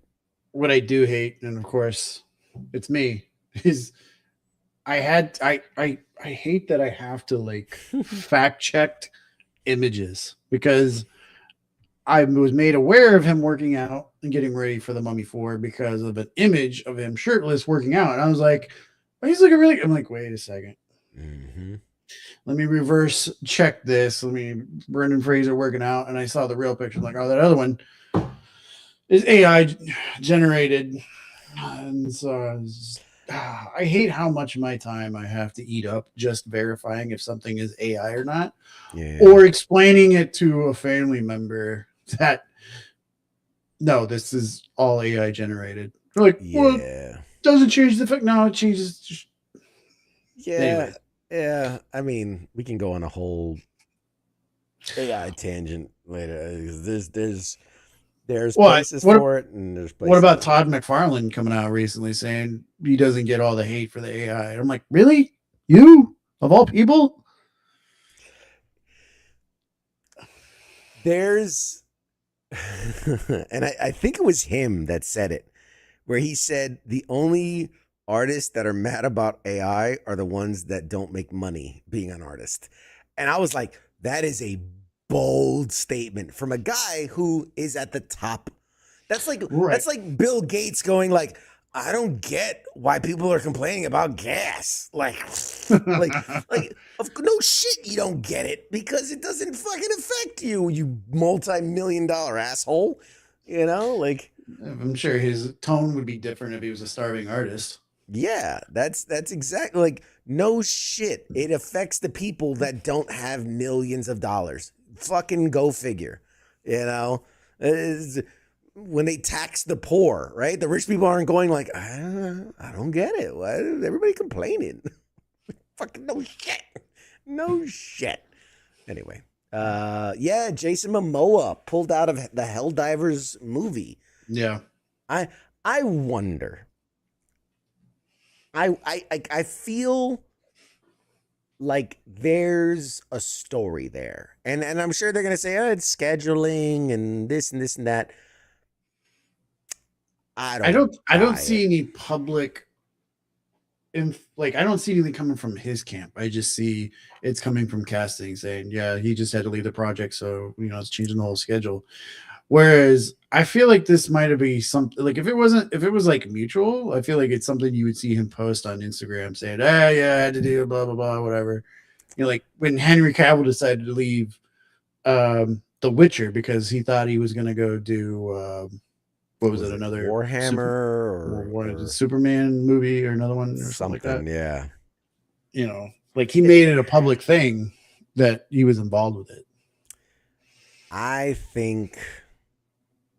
I mean, I don't know what I think, but I do think that there's more to it. Whether it's like he didn't agree with how they're doing certain things or how he's involved or what he wanted or what he did. Something,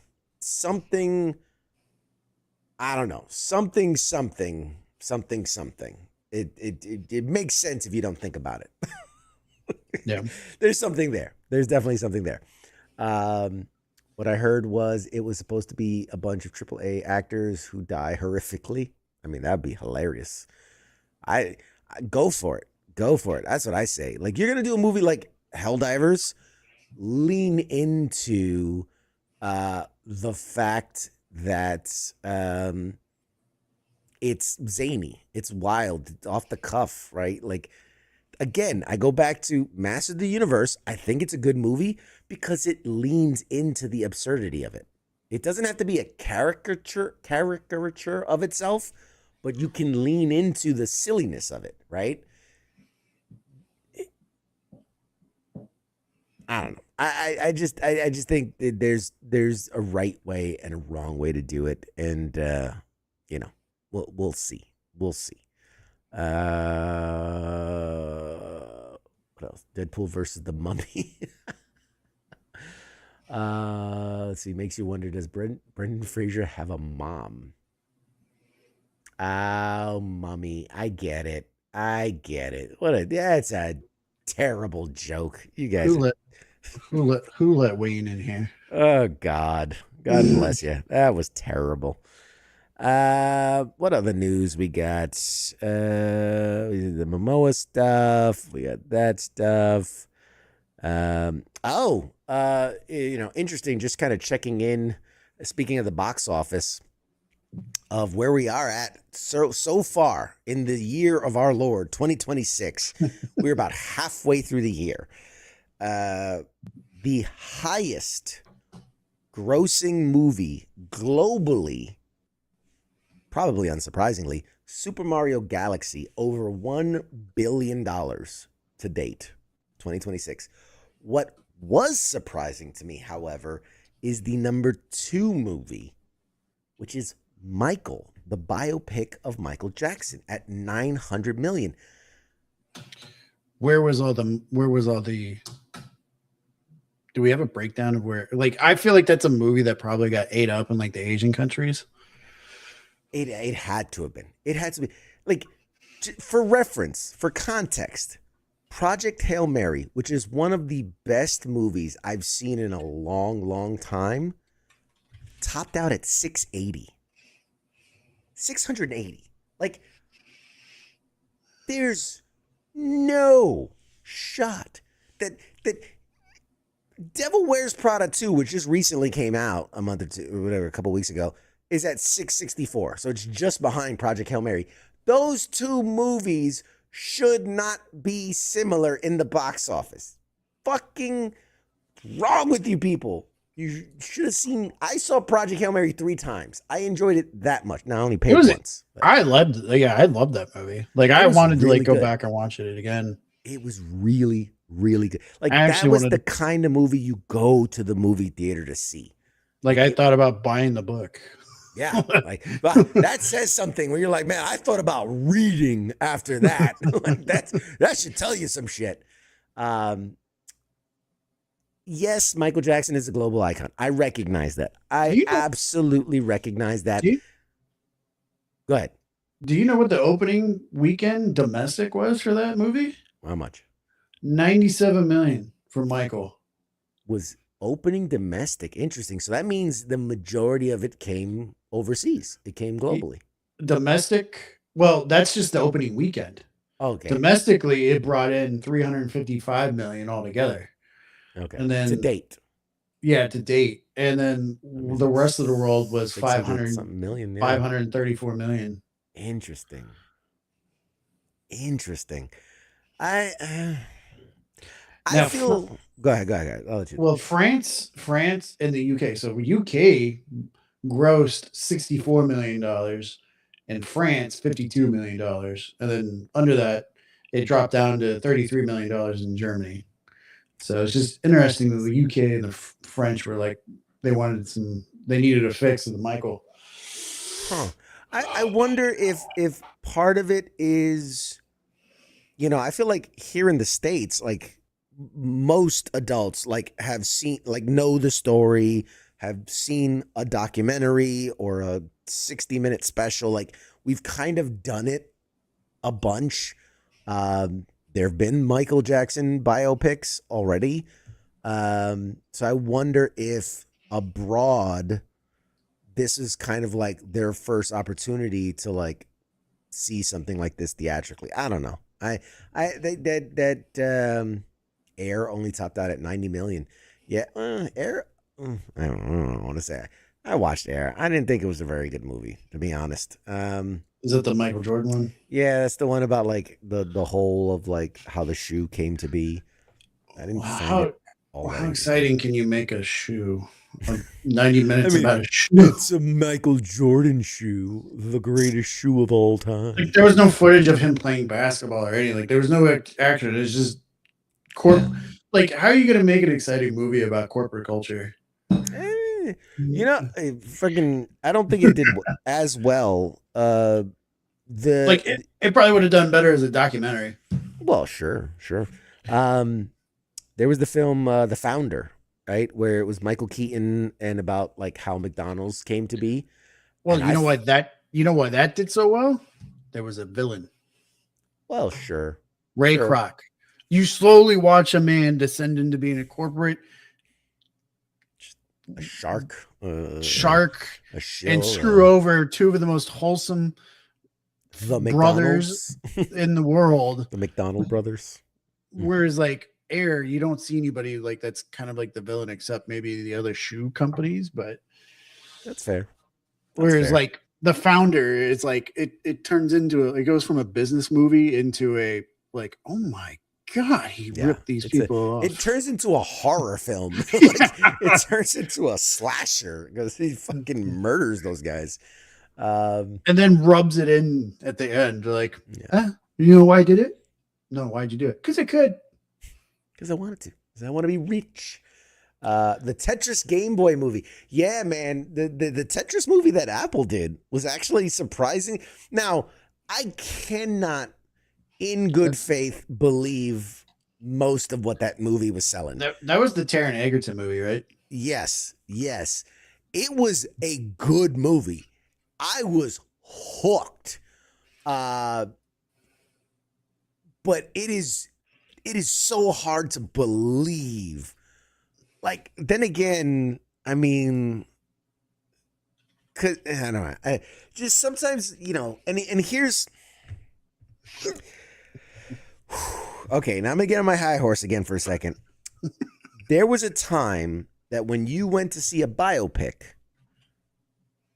like they did the research and they tried to recreate as much as they could, and it was the authenticity of what happened in just a way that we don't have documentary footage to do, right? It's supposed to be as close to a documentary as possible, but you're just recreating the events.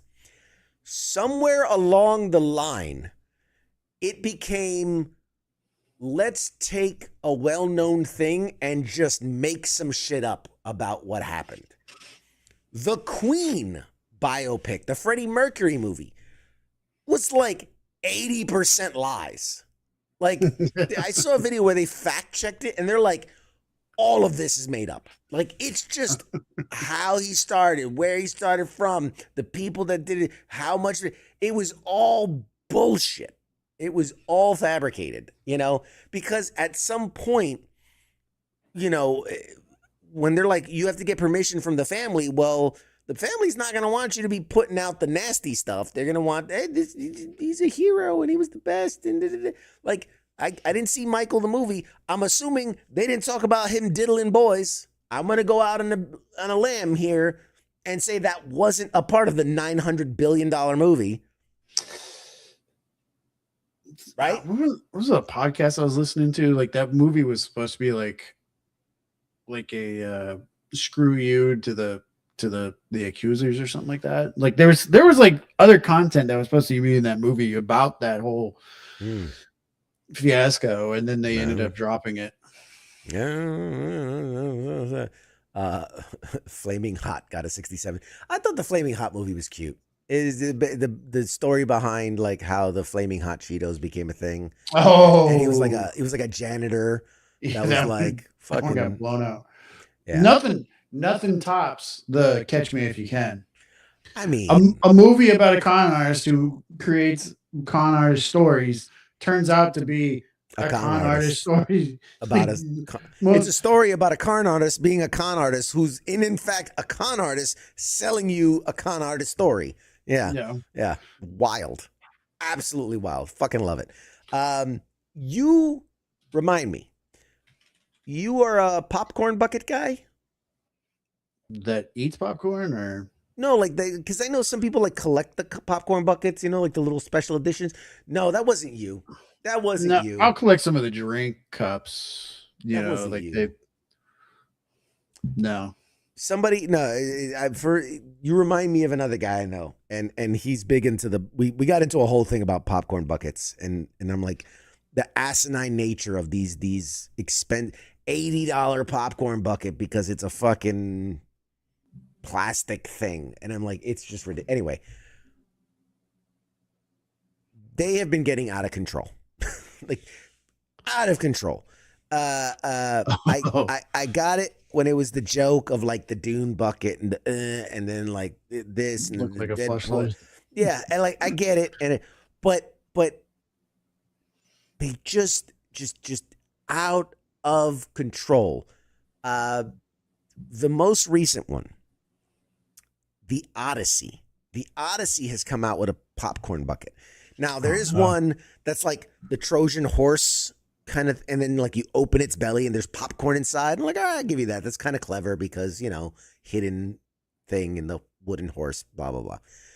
But in the biggest like middle finger to movies, they released the popcorn bucket, one of the popcorn buckets. Again, now see, now this is the thing that fucking pisses me off, because it started with just like, oh, there's one popcorn bucket. Now like every movie has 10 different popcorn buckets. So one of the popcorn buckets for the Odyssey is an IMAX camera. That's it. That's the popcorn bucket. It is a plastic rectangle to look like an IMAX camera. Well, it's because it's a Christopher Nolan thing, right? Because he loves shooting an IMAX. Loves himself some IMAX cameras. But again, who is that for? Is it for Christopher Nolan to go buy a popcorn bucket because it's an IMAX? I just, it upsets me. It's so stupid. Well, at least so dumb. I'm looking at it right now. At least it doesn't look like a sex toy. I mean, if you drill a hole in the right spot, you can. Anything's a sex toy if you cram it up there. I'm just saying, if you try hard enough. We've both deployed. Anything's a sex toy if you try hard enough. Why does the Trojan look so stupid? Yes, the Trojan horse looks so stupid too. They're not even trying anymore. They're not trying. It has to cost them like 10 cents to make these things, and they're charging 80, 90, $100 for a fucking popcorn bucket. It's gonna sit on your head, your fucking thing, maybe.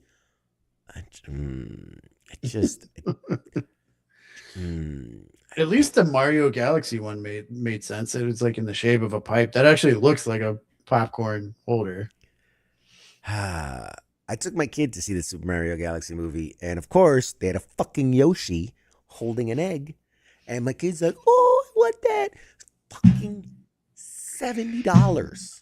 Oh for my a fucking God. Yoshi that's this big, holding an egg that holds like half a cup of popcorn. I'm like, You just want to have like a Dennis Leary freak out moment. oh man, I just want to Could you- smash all of them. Could you put that behind the table? No, Jerks. no. They got a fucking front and center. Anyway, Okay, About the I had to bucket. fact check what I was trying to think of earlier. sure. The Michael movie, they spent $15 million in reshoots and removing a lot of the aspects of the child abuse allegations Mm. because the attorneys for the Jackson estate, which served as producer, realized there was a clause in the settlement with one of the accusers that barred the depiction or the mention of him in the movie. So they decided to like cut out a big chunk of that just Sure. to avoid having to, you know, Another lawsuit. another lawsuit against the state. It's crazy. Did you know that Michael Jackson, who has been dead for quite a while at this point, is still one of the top earners in music every single year? Like he's in, and it's not like, oh, in the top 1,000, top 100. Like he's in like the top 10. He made Thriller. Right. Fucking 40 something years ago. Like it is baffling to me that like and we're not even anyway. All right. I'm gonna give myself an aneurysm. Oh Jesus. I smell toast. I smell toast. I had to like channel my inner Dave Chappelle when they were. Remember that skit when they were like, would you believe these allegations against Michael Jackson? No, sir. He's like, why? He made Thriller. He was Captain EO, you bastards. He's bad. Boom. You guys are terrible. You guys are terrible. All right. Let's wind down. How do we want to wrap this up for the night? I knew, but don't get the Grayskull bucket. Don't do it. Don't do it. Don't do it. Like it. It's not worth it. It's not worth it. The Lobo bucket. I haven't seen the Lobo bucket. Oh God, what is the Lobo bucket? Lobo popcorn bucket. Oh boy, let's see this nightmare.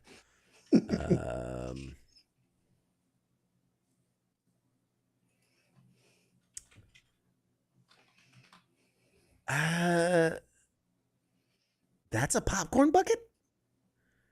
It like fits in the size of your hand. What pot is gonna hold like 3 kernels of popcorn? What the fuck? That's wild. See, this is what I mean. Like it's just highway robbery, and I bet you it's like $80. I bet you it's fucking expensive too. Like someone's holding it in the palm of their hand. How much popcorn could that possibly hold? It's sold out. Cinemark shop, $45. That's insane. That's just asinine. I guess he's on a motorcycle, and you take him off, and then like there's I guess some popcorn inside the motorcycle. Like it's not even a fistful. Oh man, Don't that's don't do drugs, kids. oh man. Somebody posted a picture of like the old Zoolander, like a school for ants, and he's looking at the fucking popcorn bucket. He's like, what is this? What is this? Popcorn for ants? Yeah, I don't know.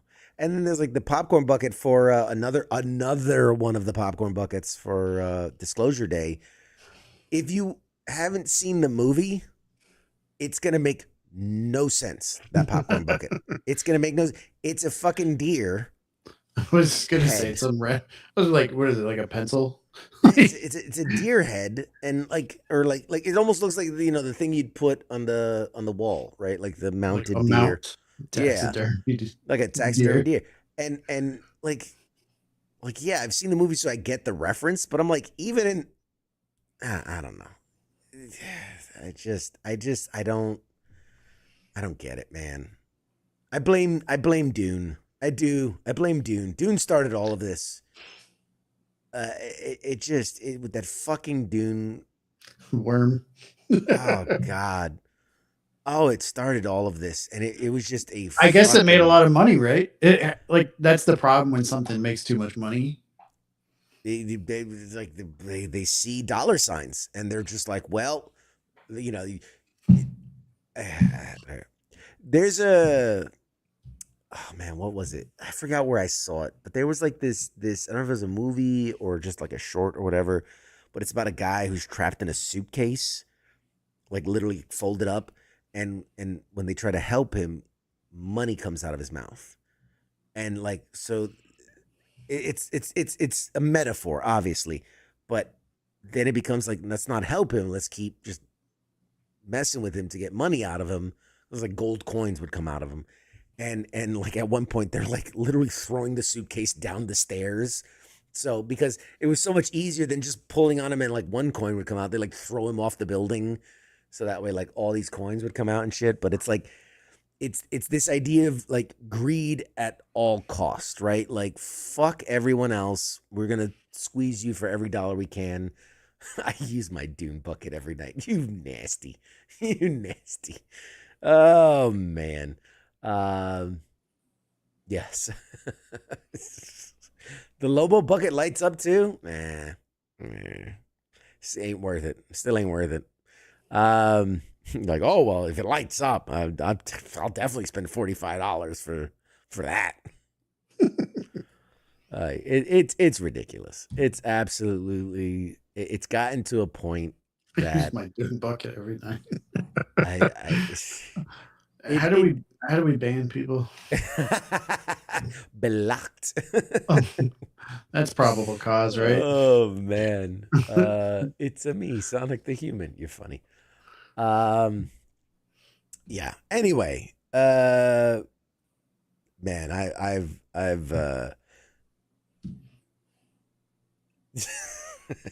that guy. I'm getting bad thoughts. I'm getting real bad thoughts.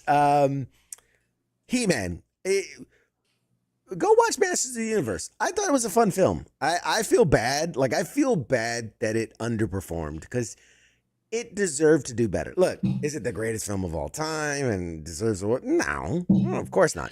But it's a silly, fun summer movie.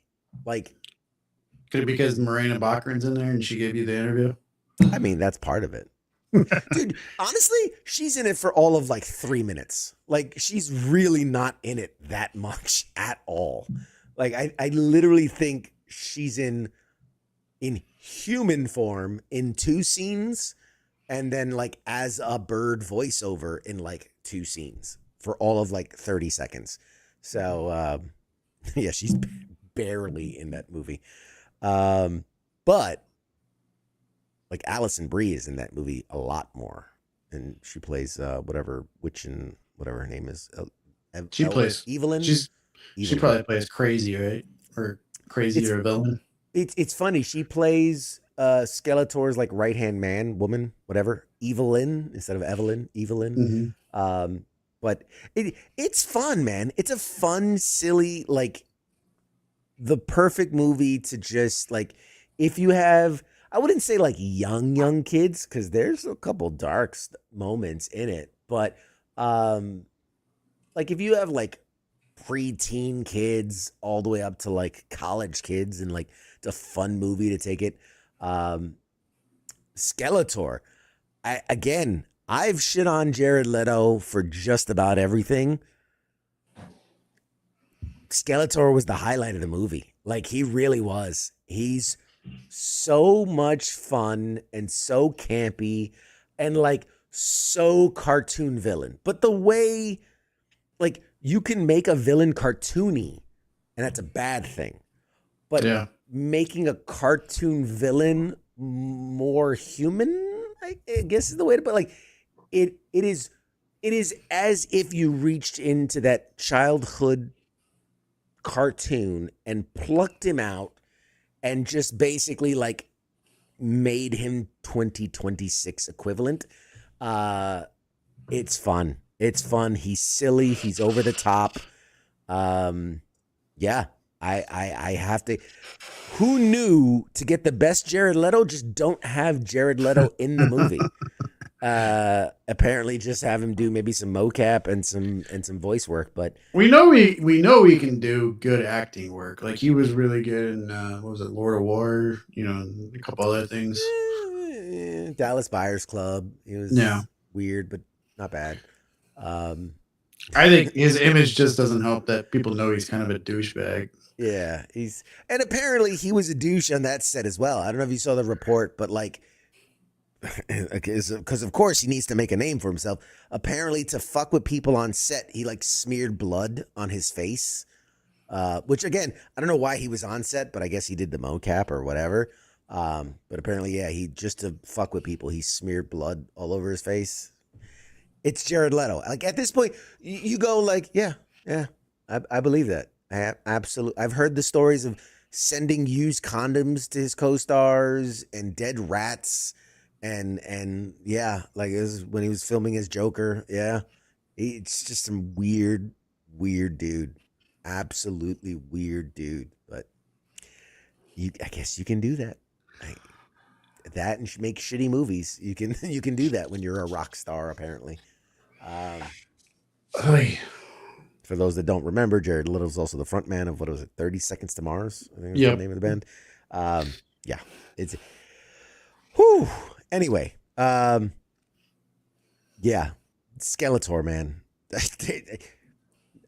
and not enough people have seen it to get the references, but there's some really good Skeletor stuff in there. There's just some really good Skeletor stuff. And, you know, I thought they would take the real easy road of doing like the whole meme thing that's really popular. And they remember. Yeah, remember. Yeah. Until next time. Like, I thought with how campy the movie was that they would definitely do that. But they kind of carved their own path. Like, they did it in a way that's not that. But it's definitely like, you know, again, self-referential in that, like, we know this is campy. We know it's silly. But they didn't have to go that far. Like they didn't do the Spider-Man, you know, meme kind of thing, like where they're like, you know, we're doing our own thing. But there's definitely some meme-worthy moments. And again, if more people had seen the movie, you'd probably see more memes coming out of it. But like I was watching it, I'm like, oh man, fucking the meme factories are gonna go crazy with this stuff. And I haven't seen anything just because I don't think a lot of people want to see it, which is sad. Because I think it's actually a fun movie. But anyway. All right. Ladies, if funny enough, say that I literally am scrolling Facebook and I see one of the memes and I'm like, yeah, that's exactly what I thought it would be. Yeah. It's exactly where I thought they would go with that. That was actually pretty good. I'll send you that one. Out of context, it's not gonna make sense, but it's funny. All right, ladies and gentlemen, we have been that 2 hours just flew by. God, when you're having a good time, I tell you. If you get a blood transfusion from Leto, you just melt into a pile of goo. I believe that. That is, again, that sounds like something I can get behind. I can believe that. But thank you all for tuning in to another wonderful week of Pop Culture Warrior. We have some exciting news. I can't share it quite yet, but there will be an announcement coming out.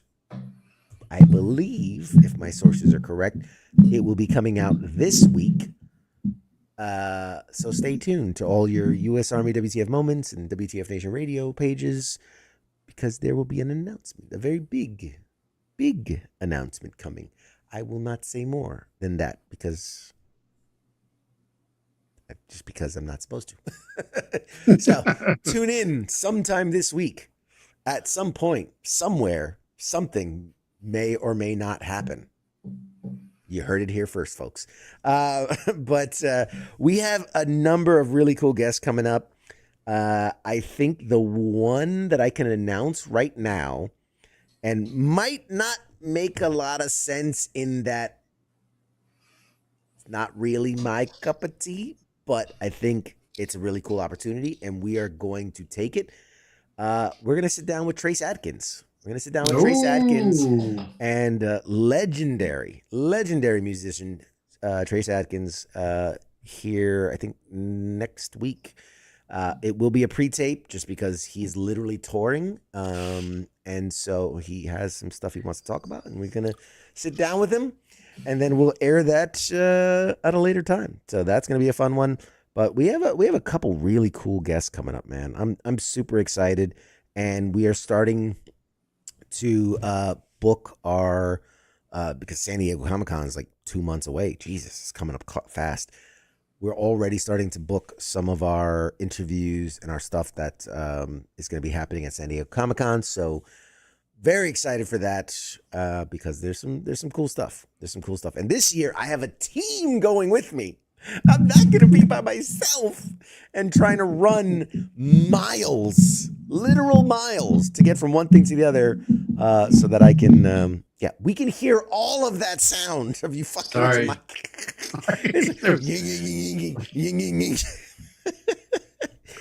Something was falling off. I was trying to put it back. Anyway, very stealthily. But yeah, lots of cool stuff coming up. San Diego Comic-Con, Station Unity is one. Actually, Station Unity is actually by you, I believe. So we might have to tag team on that one if you're available. What else? Shore Leave and New York Dragon Con. We're looking at doing Dragon Con this year. So Dragon Con, New York Comic Con, PAX Unplugged. I mean, Jesus Christ, we're going to be out there doing a lot this year. I'm exhausted just thinking about it, to be honest. Also, I'll be gone. I'll be in Europe for 2.5 weeks. Yeah. For what? Vacation. Who approved that? Who approved that? I did. I'm the boss. I approved that shit. I need a break. I need a break from you people. You're driving me crazy. So yeah, but I'm going to be in London, Paris, and all over Italy. So my little reunion tour is going on, and that'll be fun. I'm excited for that. That'll be late September, early October. All right. And so lots to come up. Anything you want to shout out or anything you want to point out or? Well, What do you got? Girlfriend was in the Wisconsin National Guard, and she got some very unfortunate news this week. She said the best first sergeant she ever had the pleasure to work under, First Sergeant Scott Schaefer of the Wisconsin National Guard, lost his, I think it was like a 13-month battle with grade 4 glioblastoma brain cancer. He was only 58. And he did 28 years in the National Guard, and nothing but good things from what I hear about him as a soldier, as well as a coworker and whatnot. So for me, I just want to leave with everybody. Well, I don't want to close the show out, but I mean, by all means, this seems like a quote to close it out. But in the words of First Sergeant Scott Schaefer, life is too short to be unhappy. Find your happy and make as many memories as possible that you can.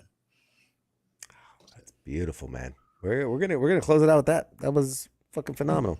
All right, ladies and gentlemen, we'll see you guys next week. Thanks for tuning in. Cats.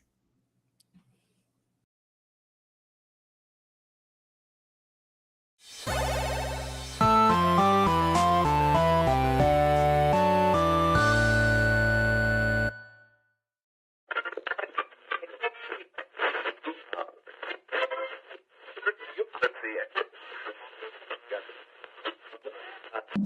it.